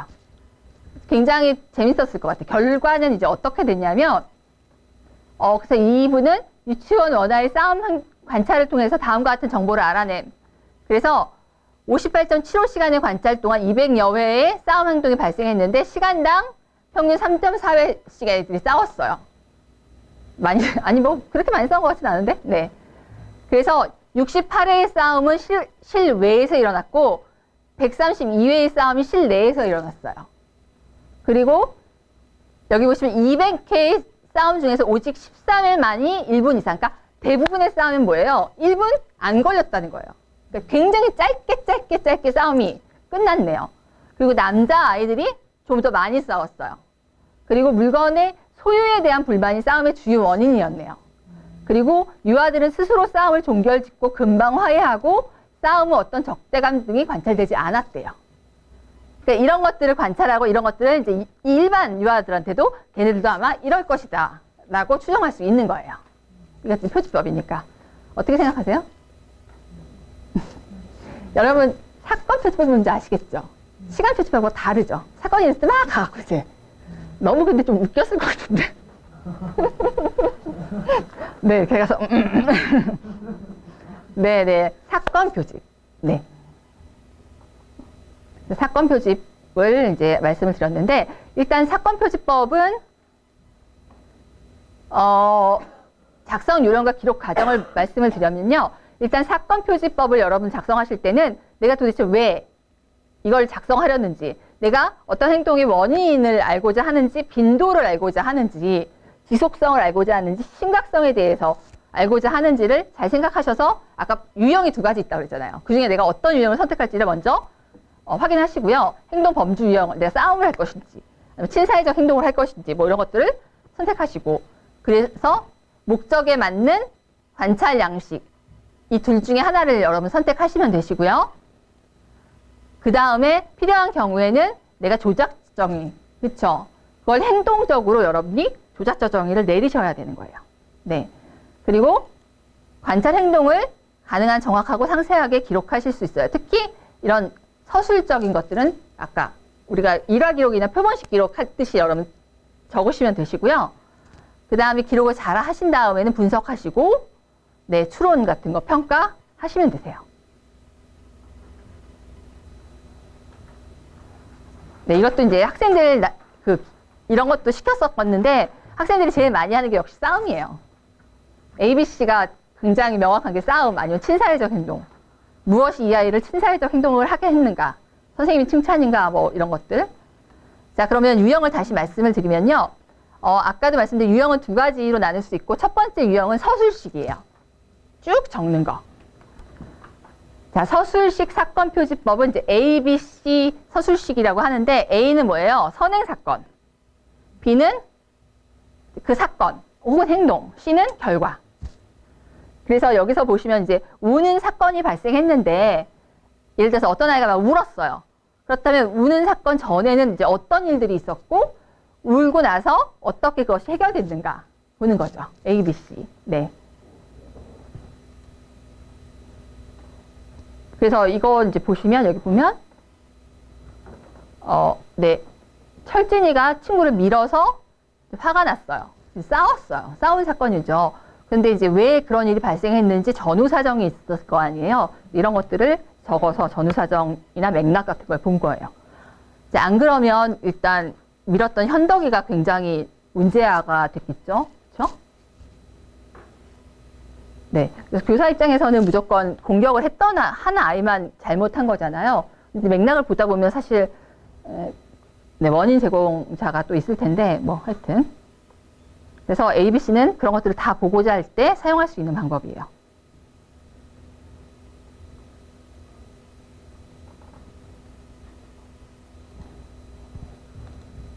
자, 일단 ABC 서술식 사건표지법의 장점은 뭐냐면 아까도 말씀 맥락을 알 수 있잖아요. 그쵸? 전후 관계가 그대로 기록되고 배경을 알 수 있기 때문에 네, 사건의 출현 여부만 알 수 있는 것이 아니라 어떤 상황에서 그런 행동이 출현되는가까지 알 수 있어요. 그래서 원인이나 시발점까지 알 수 있다는 것들이 굉장히 중요한 장점이고, 그 다음에 네, 정기적으로 자주 일어나지 않는 행동을 관찰할 수 있어요. 그러니까 아까 시간표지법하고 다르게 사건표지법은요, 많이 일어나지 않아도 돼요. 사건이 일어날 때 내가 가서 보면 되니까. 네. 그리고 네, 여러 종류의 행동이나 사건을 관찰할 수 있으니까 종류가 다양하고 행동의 범위에 제한이 없어요. 그 다음에 어떤 행동이나 사건이 일어나게 된 경위나 결과를 자연스러운 상황에서 관찰할 수 있습니다. 그리고 뭐 중재 효과 같은 것도 볼 수 있어요. 그러니까 선생님이 어떻게 중재했더니 아이가 어떤 반응을 보이더라. 네, 그런 것들도 잘 볼 수 있어요. 어떤 경우는 선생님이 중재해서 더 나쁜 영향도 끼칠 수 있거든요. 교사가 정말 중요해요. 네, 교사가 중요한 것 같습니다. 그 다음에 유아 개인, 네, 그 다음에 관찰 대상 유아를 개별적으로 관찰할 수 있으므로 교수 전략을 짜는 데도 도움이 되고 질적인 정보를 제공하잖아요. 그리고 아까도 말씀드렸듯이 사건이 발생할 때만 주의를 요함으로써 자료 수집에 걸리는 시간을 절약할 수 있습니다. 여러분, 네. 단점은 뭐예요? 쓰는 거 정말 시간 걸려요. 네. 여러분 생각보다 우리가 글 쓰는 게 참 어렵거든요. 네.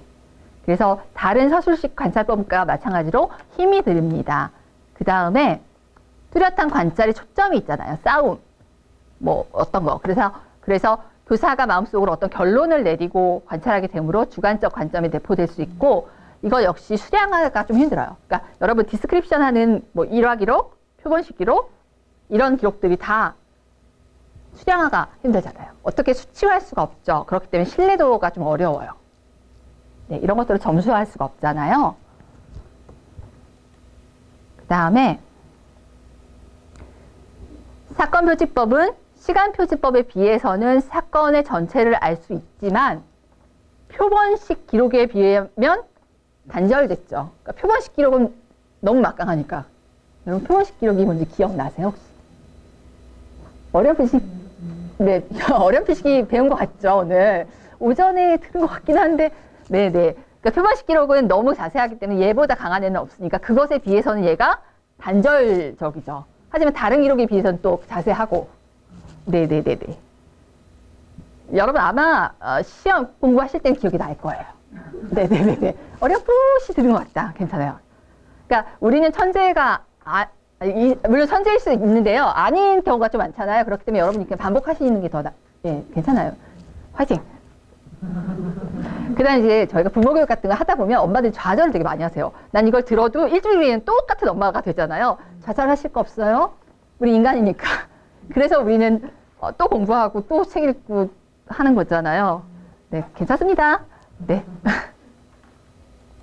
네. 이런 사건 표지법이 있는가 하면 또 이번에는 빈도 사건 표지법이 있어요. 좀 달라요. 이건 양적으로 그리고 수량화할 수 있으니까. 그 다음에 이제 빈도 사건 표지법은요, 그 정해진 범주의 행동이 일어날 때마다 기록하는 건 같은데 이번에는 얼마나 자주 그 행동이 일어나는지를 알아보는 거예요. 그러니까 예를 들어서 이건 또 표를 보시는 게 나아요. 예를 들어서 그러니까 여기서는 이제 아이의 부적응 행동을 보고자 해요. 사건이 이거예요.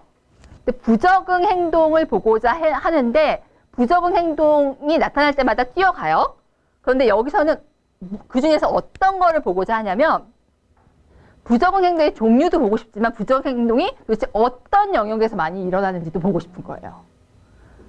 그러니까 굉장히 자세히 사건을 보고 싶은 거죠. 그러니까 빈도를 보고 싶지만 이게 얼마나 일어나는지는 아까 시간 표집하고 다를 게 없거든요. 근데 이게 도대체 어느 영역에서 많이 일어나는지 보고 싶은 거예요. 네. 이럴 때는 사건 표지법을 쓸 수 있어요. 이 사건에 대해서 좀 더 면밀하고 특색적으로 보고 싶은 거죠. 네. 그래서 조금 더 자세하게 말씀드릴게요. 자, 빈도 사건 표지법은요, 아까도 말씀드렸듯이 미리 정해진 범주의 행동이 일어날 때마다 기록하고 선별된 행동이나 상황이 얼마나 자주 일어나는지를 보는 건데요. 그래서 부정적이거나 기대되는 행동의 발생 여부, 지속성, 심각성 등을 알아보기 위해 사용하고요. 이거는 양적인 정보를 제공을 합니다. 자, 마지막이 중요한데요. 이런 빈도 사건 표집법은요. 표집되는 행동의 단위를 범주화하는 것이 필요해요. 그러니까 표집되는 단위가 그냥 하나로 하는 건 별 의미가 없어요. 왜냐면 이건 좀 자세히 알고자 하는 거니까 표집되는 행동의 단위를 조금 더 이렇게 세세하게 나누고 그리고 관찰자는 그것에 대해서 잘 알고 있어야 돼요. 그 사건에 대해서 조금 면밀하게. 그래서 아까 부정행동이랑 영역에 대해서 잘 알고 그것에 대해서 네, 잘 기록할 수 있어야 돼요. 그래서 아까 말씀드린 것처럼 놀이 중에 나타나는 부적응 행동 잘 알고 계셔야 되고 이것의 영역 같은 것들. 이 아이 보니까 어디에서 많이 일어나요? 안 좋은 행동이?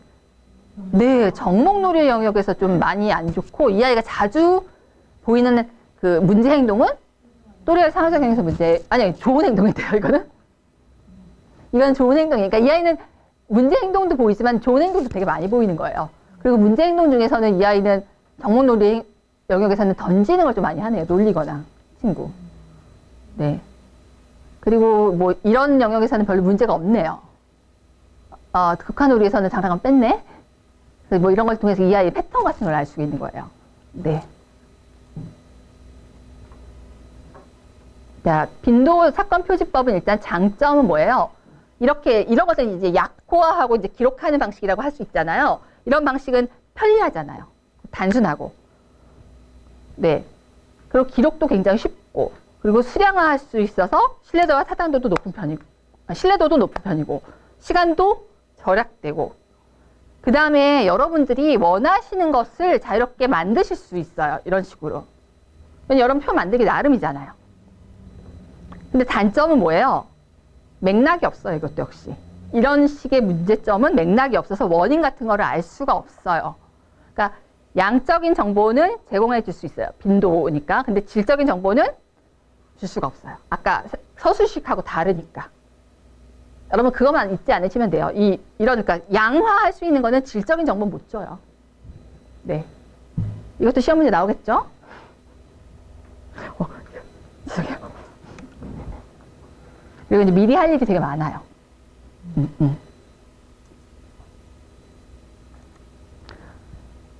자, 사건표지법의 지침은 뭐냐면요. 일단은 그 조작적 행위가 여기서도 무척 중요해요. 또 비슷하잖아요. 네.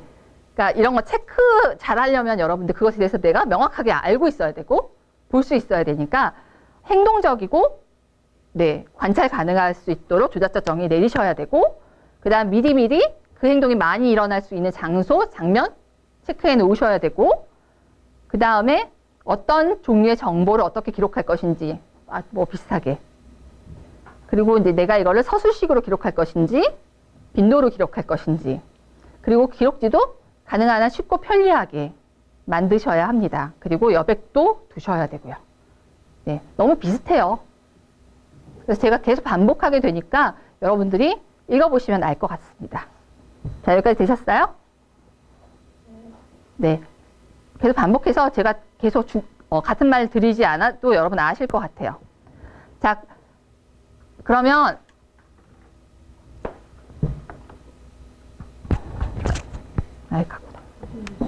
네네. 약간 200번의 싸움이 된 거는 그럼 ABC에 거기 약간 섞였죠. 네, 다 섞였어요. 거기는 사건표지법에 두 종류를 다 넣은 거예요. 그러니까 초반이라서 그리고 여러분 두 개 다 써도 돼요. 뭔가 이렇게 여러분 면밀한 연구를 하시려면.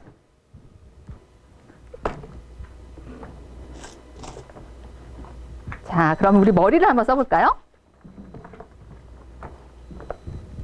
자, 이 스트림스는요.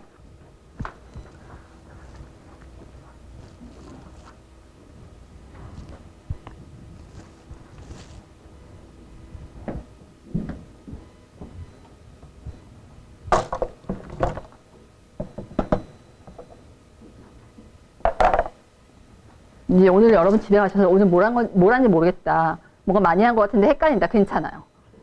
원래 그런 거예요. 뭐든지 긍정적으로 생각하시면 다 여러분 거예요.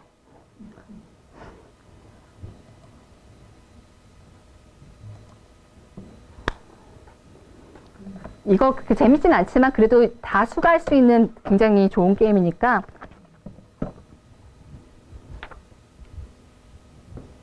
이거를 여러분 개수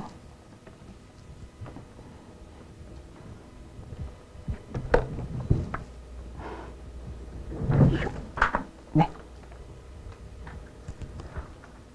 한 장씩 받으세요. 그 다음에 여러분 지워지지 않는 펜을 하나 꺼내세요. 연필 안 되고 볼펜.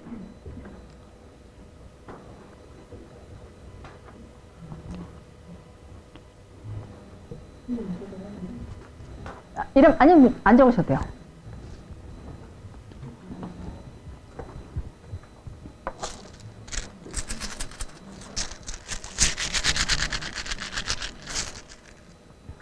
여러분 심각한 거 아니니까 릴렉스 하세요. 제 보통 이제 이런 거 게임 하나도 그냥 하지 않고요. 이런 거 원래 다 쓰면서 하는 거예요. 자, 이 게임은요, 보통, 맨 처음에 여러분들 그 썰렁한 분위기를 약간 이제 녹이거나 사회성이 좋은 게임이고요. 그냥 이거는 뭐, 그냥 대충 보시면 되고, 하는 방법 알려드릴게요. 이거랑 여러분들 이거 드렸죠. 자, 일단 이렇게 준비물이 되어 있고요. 볼펜 쓰시는 거예요. 연필 아니라. 그 다음에 이제 여러분 하는 방식을 알려드리면요. 이 안에는, 여러분 그 종이에 하는 방식이 다 써 있어요. 종이를 보시면,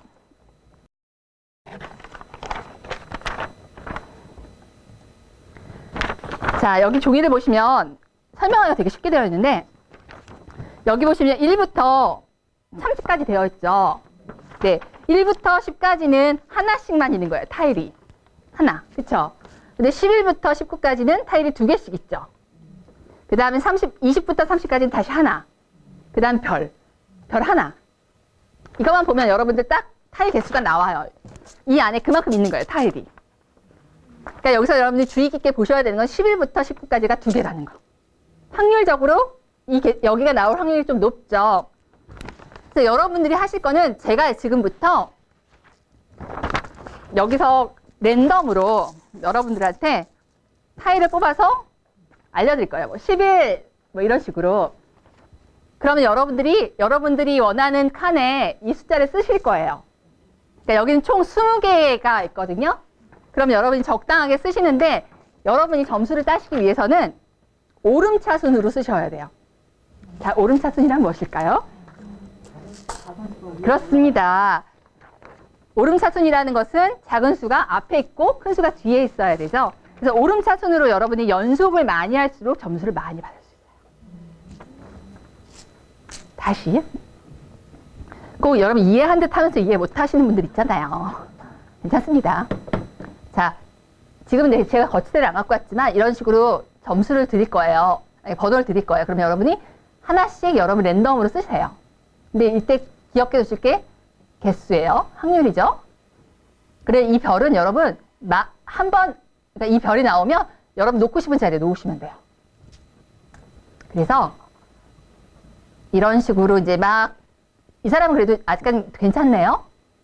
그 다음에 14가 2개 나올 수 있죠. 이거는 연달아 놓으시면 점수가 깎이지 않아요. 그래서 20개가 다 완성되면 게임이 종료됩니다. 그래서 다 꽉 찼어요. 그 다음에 점수 계산을 하게 되는데요. 이 사람 여기 보니까 잘 썼어요. 그쵸? 그런데 여기에서 오름차순이 깨졌네요. 그럼 여기서 여러분 그 다음에 보니까 여기서 또 깨졌어요. 그래서 여기 칸수를 보면 9칸이래요. 9칸이면 20점. 네. 그 다음에 여기 5칸이면 7점. 여기 6칸이면 9점. 여러분 여기 플러스 하면 안 하시는 거예요. 이거는 약간 확장판을 때 쓰시는 거거든요. 그래서 이 사람은 20점, 7점, 9점을 더해서 36점이 되는 거예요. 현실점이 총점이죠, 이 사람의. 근데 여러분, 그래서 근데요, 이게 연결이 많이 될수록 기하급수적으로 점수가 확확 늘어요. 한 칸이라도 더 연결하셔야 돼요. 이거 잘하는 애들은 거의 뭐 70점도 해요. 근데 저는 한 번도 잘한 적이 없어요. 저는 역시 직관력이 떨어지는 것 같아요. 뭔지 아시겠죠? 그래서 이런 것들은 보시면 아이들이요, 유연성 같은 것들, 그다음 변화의 흐름, 그 다음에 어떤 아이 같은 경우에는 빈칸이 많은데도 되게 이상하게 쓰는 애들 있어요. 그런 것도 예측하지 못하고. 그러니까 그런 것들에 도움이 되고, 그냥 재밌어요. 그러니까 여러분들 그냥 즐기시면 돼요. 그 다음에 제가 지워지지 않는 펜을 쓰라는 이유는 뭘까요? 네, 중간에 바뀌면 안 되고요. 어떤 아이들은, 이런 아이 거의 없지만, 안 쓰는 아이도 있어요. 그러면 안 돼요. 그리고 컨닝 못 해요. 컨닝 해봐 소용없어요. 그냥 쓰시면 돼요. 무슨 말인지 아시겠죠? 해볼까요? 빨랑빨랑 쓰세요. 빨랑빨랑. 시작하겠습니다. 18. 자, 기준 잘 잡으시고. 이제 갈등 시작이에요. 다 쓰셨습니까? 10.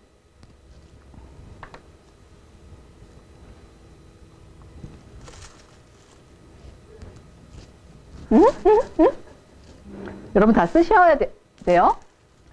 30. 이건 되게 쉽다.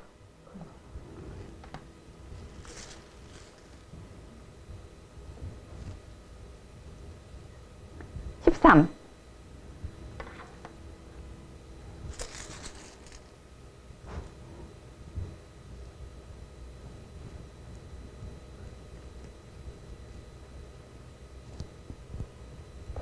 7.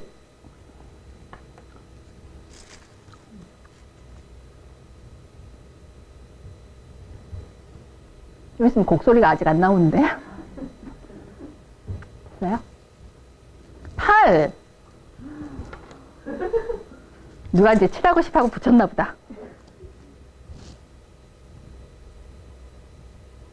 11. 슬슬 시작이야. 뭐지? 15?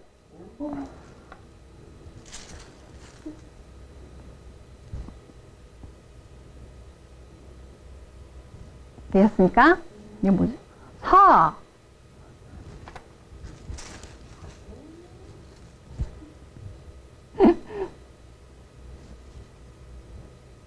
뭐야 이건? 27.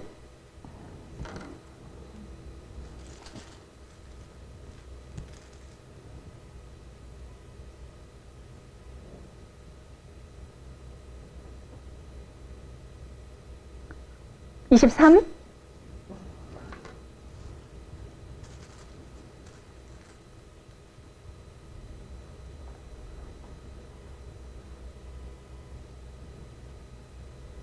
'이게 뭐라고 참 고민되죠. 5, 14. 여러분 가장 데미지를 적게 받는 쪽으로 하세요. 모으세요. 네. 앞으로 몰지 뒤로 몰지 잘 결정하세요. 고민 시작입니다. 다 적으셨어요? 네. 뭐지 이건 또? 3.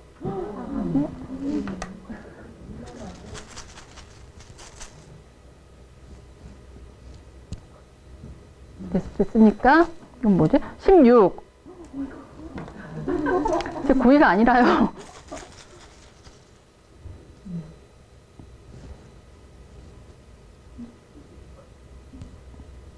9래요. 이제 몇 개 남았나요? 얼마 안 남았네? 이건 또 뭐지? 어떡해. 여러분 망했다. 16이 또 나왔어요. 16. 제가 그런 거 아니거든요. 막 이러면서.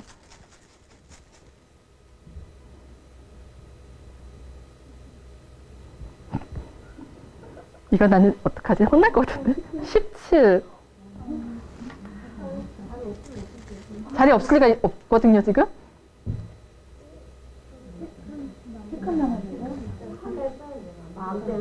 네. 오늘 지금까지 다 오름차순으로 썼단 말이에요? 오! 야, 오!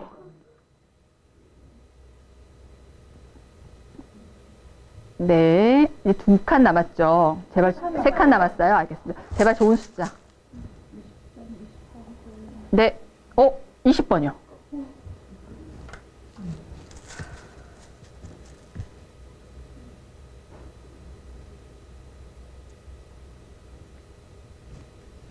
(14번) 자, 마지막. 네? 별은 잡혀야지 나오거든요. 자, 별. 마지막, 두두두두두. 어머, 진짜. 별. 와. 네, 별은 여러분들 그냥 보너스 점수가 나온 것 같은데요. 자, 이제 계산하십시오.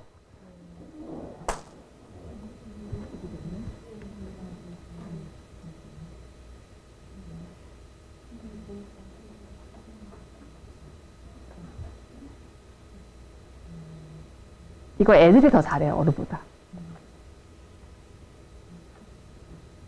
잘하셨네요. 그 정도면 엄청 높은 점수예요. 네. 전 맨날 20몇 점 아니라. 이게 16그 하나로 하나씩 네네네네네.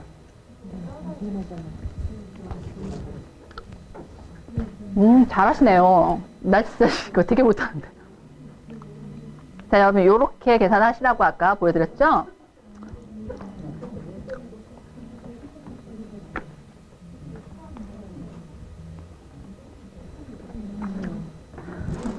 이거 승부욕 생긴다니까, 어느 순간에.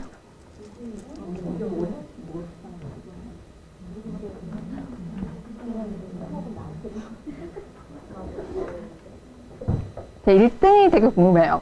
1등은 꼴등은 좀. 근데 이건 머리가 좋고 나쁘지 아니라 이거 약간 운이잖아요. 그러니까 여러분 너무 좌절하지 마세요. 저는 20점 맞아도 좌절 안 됐어요, 이거는.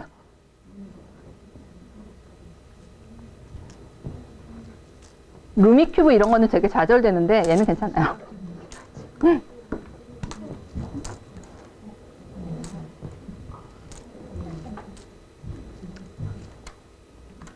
계산 다 끝나셨나요? 천천히 하세요.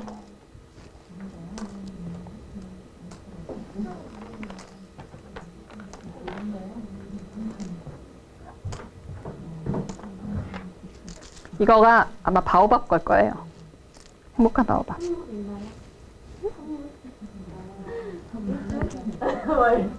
선물 드리죠. 박수. 얼마나 잘하셨는지 한번. 여러분, 그러면 제가 10점대 손 들어보세요. 설마. 괜찮습니다. 20점대. 네, 30점대. 네, 40점대. 50점대. 60점대. 70점. 80. 아, 예. 그럼 40점대가 제일 높으신가요? 더 높으신 분이 있으세요? 40점대보다? 오, 되게 높으신 거예요. 네네네. 약간 되게 좌절하시더라고요. 여러분, 이거는 스트림스고요. 그러니까 이거는 여러 명이 있을 때 하면 재밌고, 둘이 있어도 재밌어요. 네. 그래서 이거는 되게 간단한 게임이고, 그 다음에 이제 바오밥에서 사시면 되시고, 여러분, 여기, 나 고소당할까봐 얘기 안 할래. 제가 팁이 있는데 얘기하면 안 될 것 같아요. 여기 바오밥 관계자가 있을 수 있어서. 이거 원본을 여러분 하나 사시고요. 반드시 사셔야 돼요. 그 다음에 두꺼운 종이로 번호만 만드시면 되잖아요.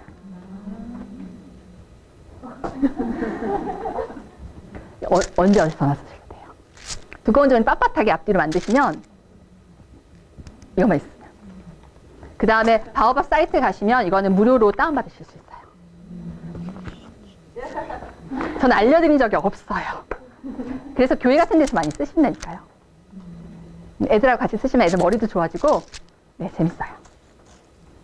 나는 얘기한 적이 없기 때문에 안 겠습니다.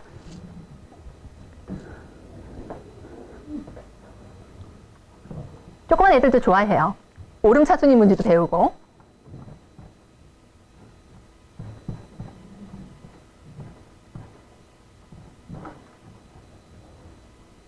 진짜 재밌는 게임 많거든요. 근데 여러분, 예. 네. 여러분이, 네, 너무 많아요.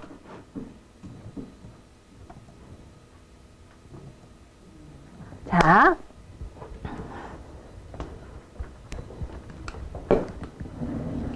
자, 스트림스.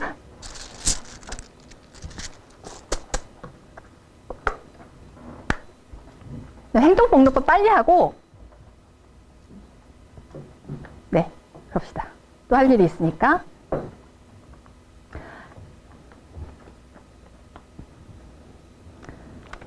자.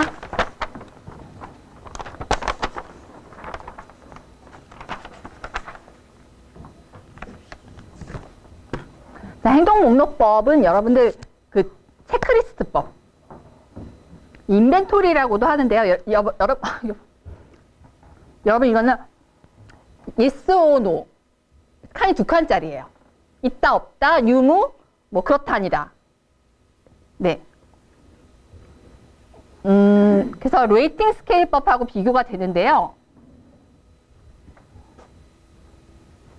그러니까 5, 6번은 둘 다 뭔가 목록에 있으면 거기다 체크하는 기법이에요. 그러니까 맨 처음 거는 서술식 기법 2개 배웠죠. 그 다음에 두 번째 2개는 샘플링 기법. 그 다음에 이제 마지막 2개는 뭔가 목록이 있으면 거기다 체크하는 기법인데요. 여기 행동 목록법하고 평정적도법이 있어요. 근데 목록법은 굉장히 간단한 거예요. yes or no.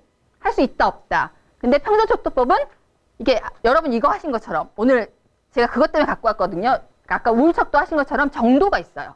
그러니까 내가 거기다 값을 평정하는 거예요. 난 조금 그렇다, 많이 그렇다, 매우 많이 그렇다. 그런 것들을 레이팅 한다고 해요. 값을 평정한다. 무슨 말인지 좀 다른 거 아시겠죠? 그래서 강도나 정도나 뭐 이런 것들을 표현할 수 있는 것이 레이팅 스케일법이에요. 얘는 그런 정도 표현은 안 돼요. 그러니까 예를 들어서 우리가 어릴 때, 어릴 때 그 가정환경조사서 같은 거 있잖아요. 저희 때는 그거를 유인물을 주지 않고 손들었었거든요. 뒤에 TV 있는 애들. 근데 이제 TV 있는 애들은 손들었는데 그때 니네 집에 TV가 몇 인치인지 칼라 텔레비전 이런 거 안 물어봤거든요. 맞죠?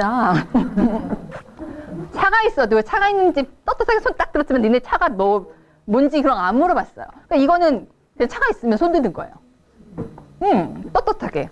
뭐 자가냐 뭐 전세냐 몰라요. 집에 살고 있으면 돼요. 그런 건 좀 아닌 것 같다. 뭔지 아시겠죠? 이게 행동 목록법이에요. 체크리스트법. 애들한테 조개탄 얘기하면 애들 기절하잖아요. 나 어릴 때 우리 학교에 조개탄 때 주번이 조개탄 갖고 왔다 막 이러면 애들 조개탄 또 이렇게 아니에요. 네, 서당 다니는 소학교는 안 다니고 초등학교 아니 전 국민학교 세대니까 연합고사 막 이런 얘기하고 막 수능 세대 아니잖아. 누구하고 얘기를 하는지 수능 세대 아니고 학력고사 세대도 없어요 여기. 그래서 그렇습니다. 아 더워 갑자기. 뭔지 아시겠죠? 저 이렇게 손들었던 거. 그런 거 같은 거. 그러니까 행동 목록법은요 뭔가 굉장히 빠르고 그러니까 굉장히 단순하게 체크할 때 쓰는 되게 좋은 방법이에요. 그래서 행동 목록을 미리 만들어 놓고 그것들이 나타날 때마다 체크하는 거. 그래서 시간도 너무너무 절약되고 쉽게 관찰할 수 있고 간편하게 평가할 수 있지만 문제는 뭐냐면 정도가 안 돼요. 정도 표현이. 아까 또 테레비 크기 같은 거 안 돼요. 그리고 아이가 걸을 수 있는가? yes or no. 근데 아이가 얼마나 잘 걸을 수 있는지. 그러니까 어떤 아이는 얼마 전에 그냥 걸음걸이를 할 수 있어서 그냥 2걸음 간신히 뛰는데도 걸을 수 있고 어떤 애는 막 뛰어다닐 수 있는 애도 걸을 수 있는 아이예요. 그러니까 여기서는 그런 거를 알 수는 없어요. 무슨 말인지 아시겠죠? 그래서 이거를 보완한 것이 평정적도법이에요.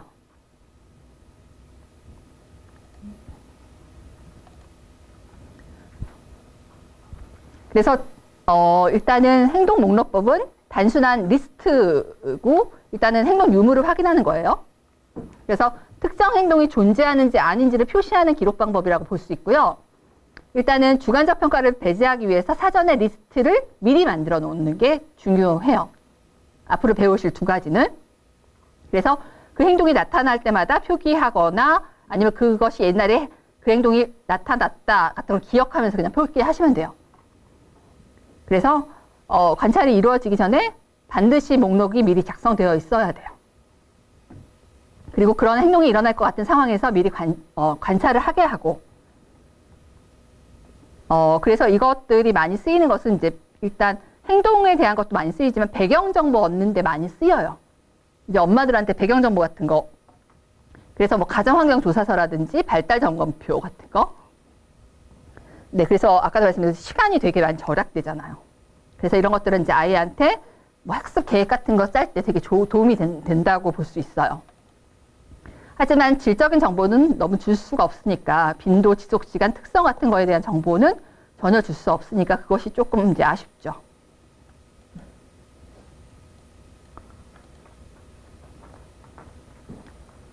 일단은 행동목록법의 사용 목적은 관찰하고자 하는 대상이 현재 상태를 평가하고자 할 때 사용되고 어떤 한 상태에서 행동의 출현 유무에 관심이 있을 때 사용된다고 아까 말씀드렸고요.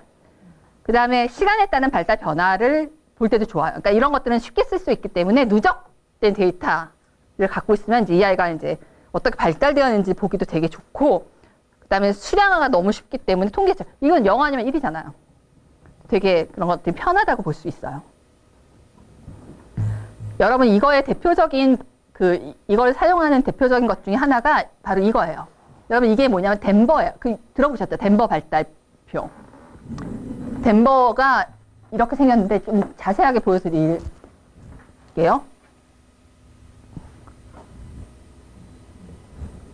덴버를 이제 DDST라고 하는데 덴버도 가져왔는데요. 덴버는 여러분 이것도 스크리닝 테스트예요. 선별 검사. 제가 여러분 아까 이거 BDI 보여드렸잖아요. 이것도 선별 검사예요. 근데 이것도 선별 검사라서 여기서 걸리면 좀 병원 가셔야 돼요. 병원 가서 좀 진단 검사식으로 받아보시거나 아니면 조금 유주의 얘를 좀 지켜보셔야 돼요.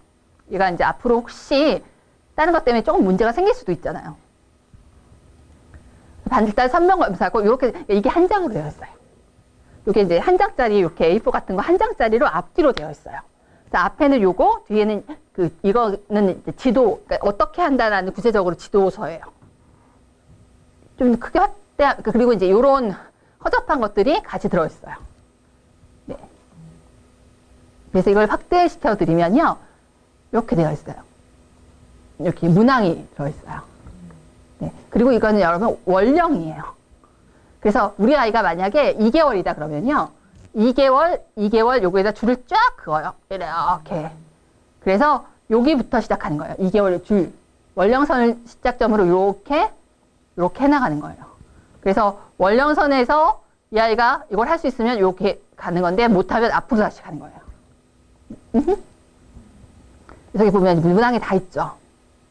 근데 이게 색깔이 잘 안 보여서 그런데요. 이게 색깔이 있어요. 색깔선이. 그래서 색깔선에 따라서 이제 이 나이대의 아이들이 90% 이상의 아이들이 할 수 있는 선 75%, 25%다 있어요. 이걸 보면 대충 이정표가 나와요.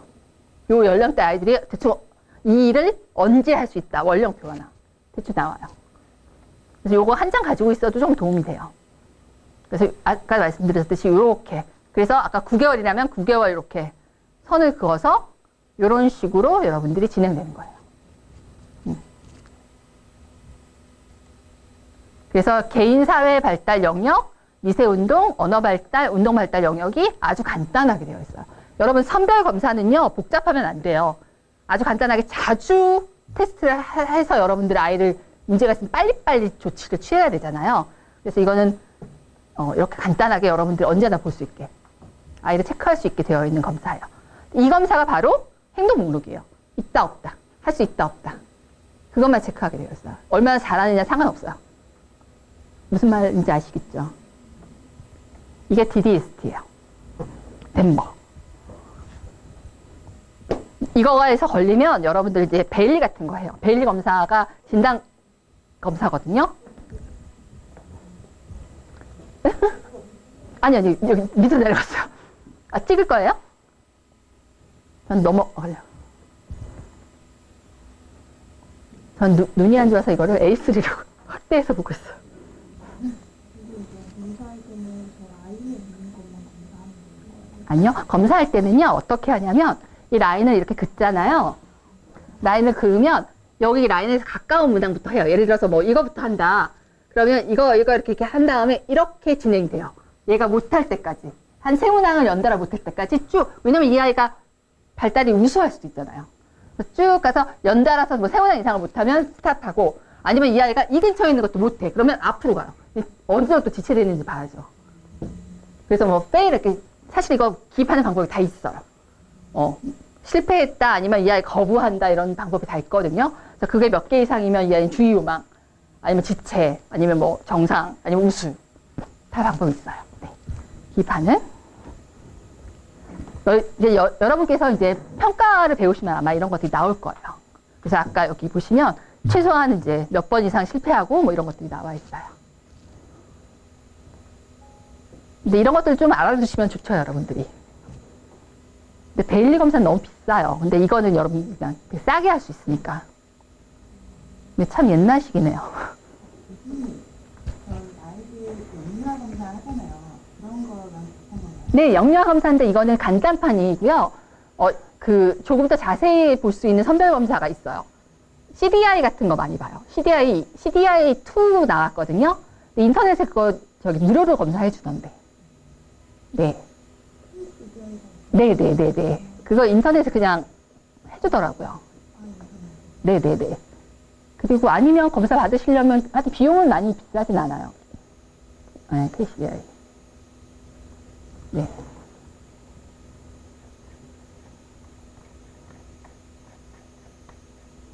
근데 왜 이렇게 덥죠? 뭐 하여튼.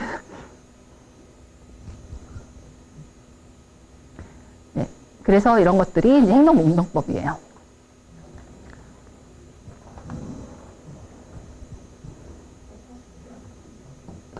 네. 근데 아까 말씀드린 선별검사기 때문에 이걸로 아이가 좀 늦었다고 장애가 있거나 하는 건 아니에요, 여러분. 절대. 진단검사는 또 따로 있어요. 훨씬 더 자세하게 하는. 함부로 사람 잡으면 안 돼요. 진짜로.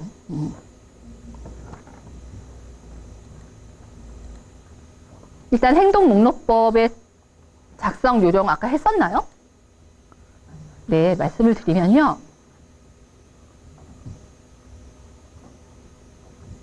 일단 목록은 미리 작성되어 있어야 되는 거 계속 말씀드리고요. 그러니까 근데 이제 작성할 때 여러분들 발달에 대해서 되게 잘 알고 계셔야 돼요.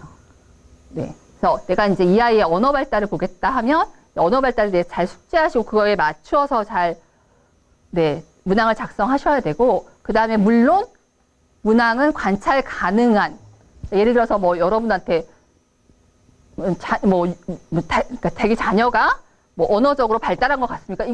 이런 거는 말이 안 되잖아요. 그러니까 구체적으로 뭐 존댓말을 쓸 수 있습니까? 아니면 뭐 오늘과 내일을 구별할 수 있습니까? 아니 뭐 왼쪽과 오른쪽을 구별할 수 있습니까? 아니면 오늘이란 말을 쓸 수 있습니까? 이런 식으로 구체적으로 질문을 해야 되는 거죠.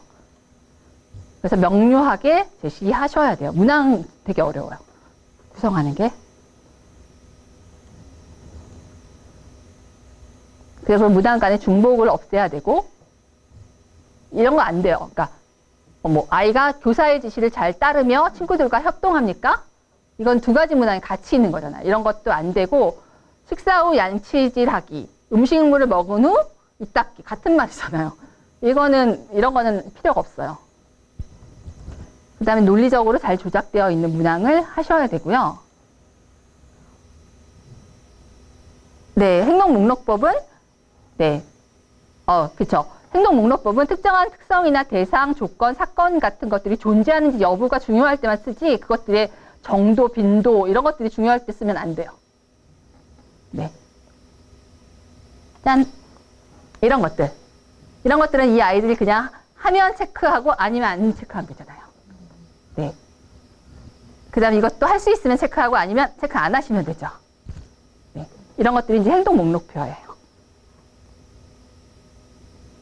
전 요즘에 이제 아이들 가위질 하는 거 되게 꽂혀 있어가지고, 그거, 그 숙제 많이 내주거든요. 근데 진짜 가위질 하는 것도 도구가 되게 많더라고요.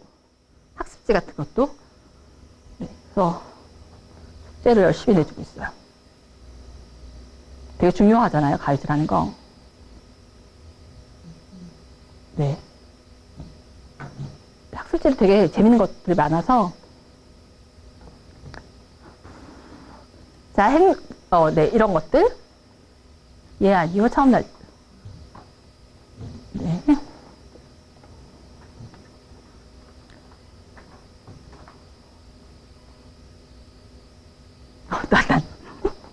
나 찍는 거 아니죠?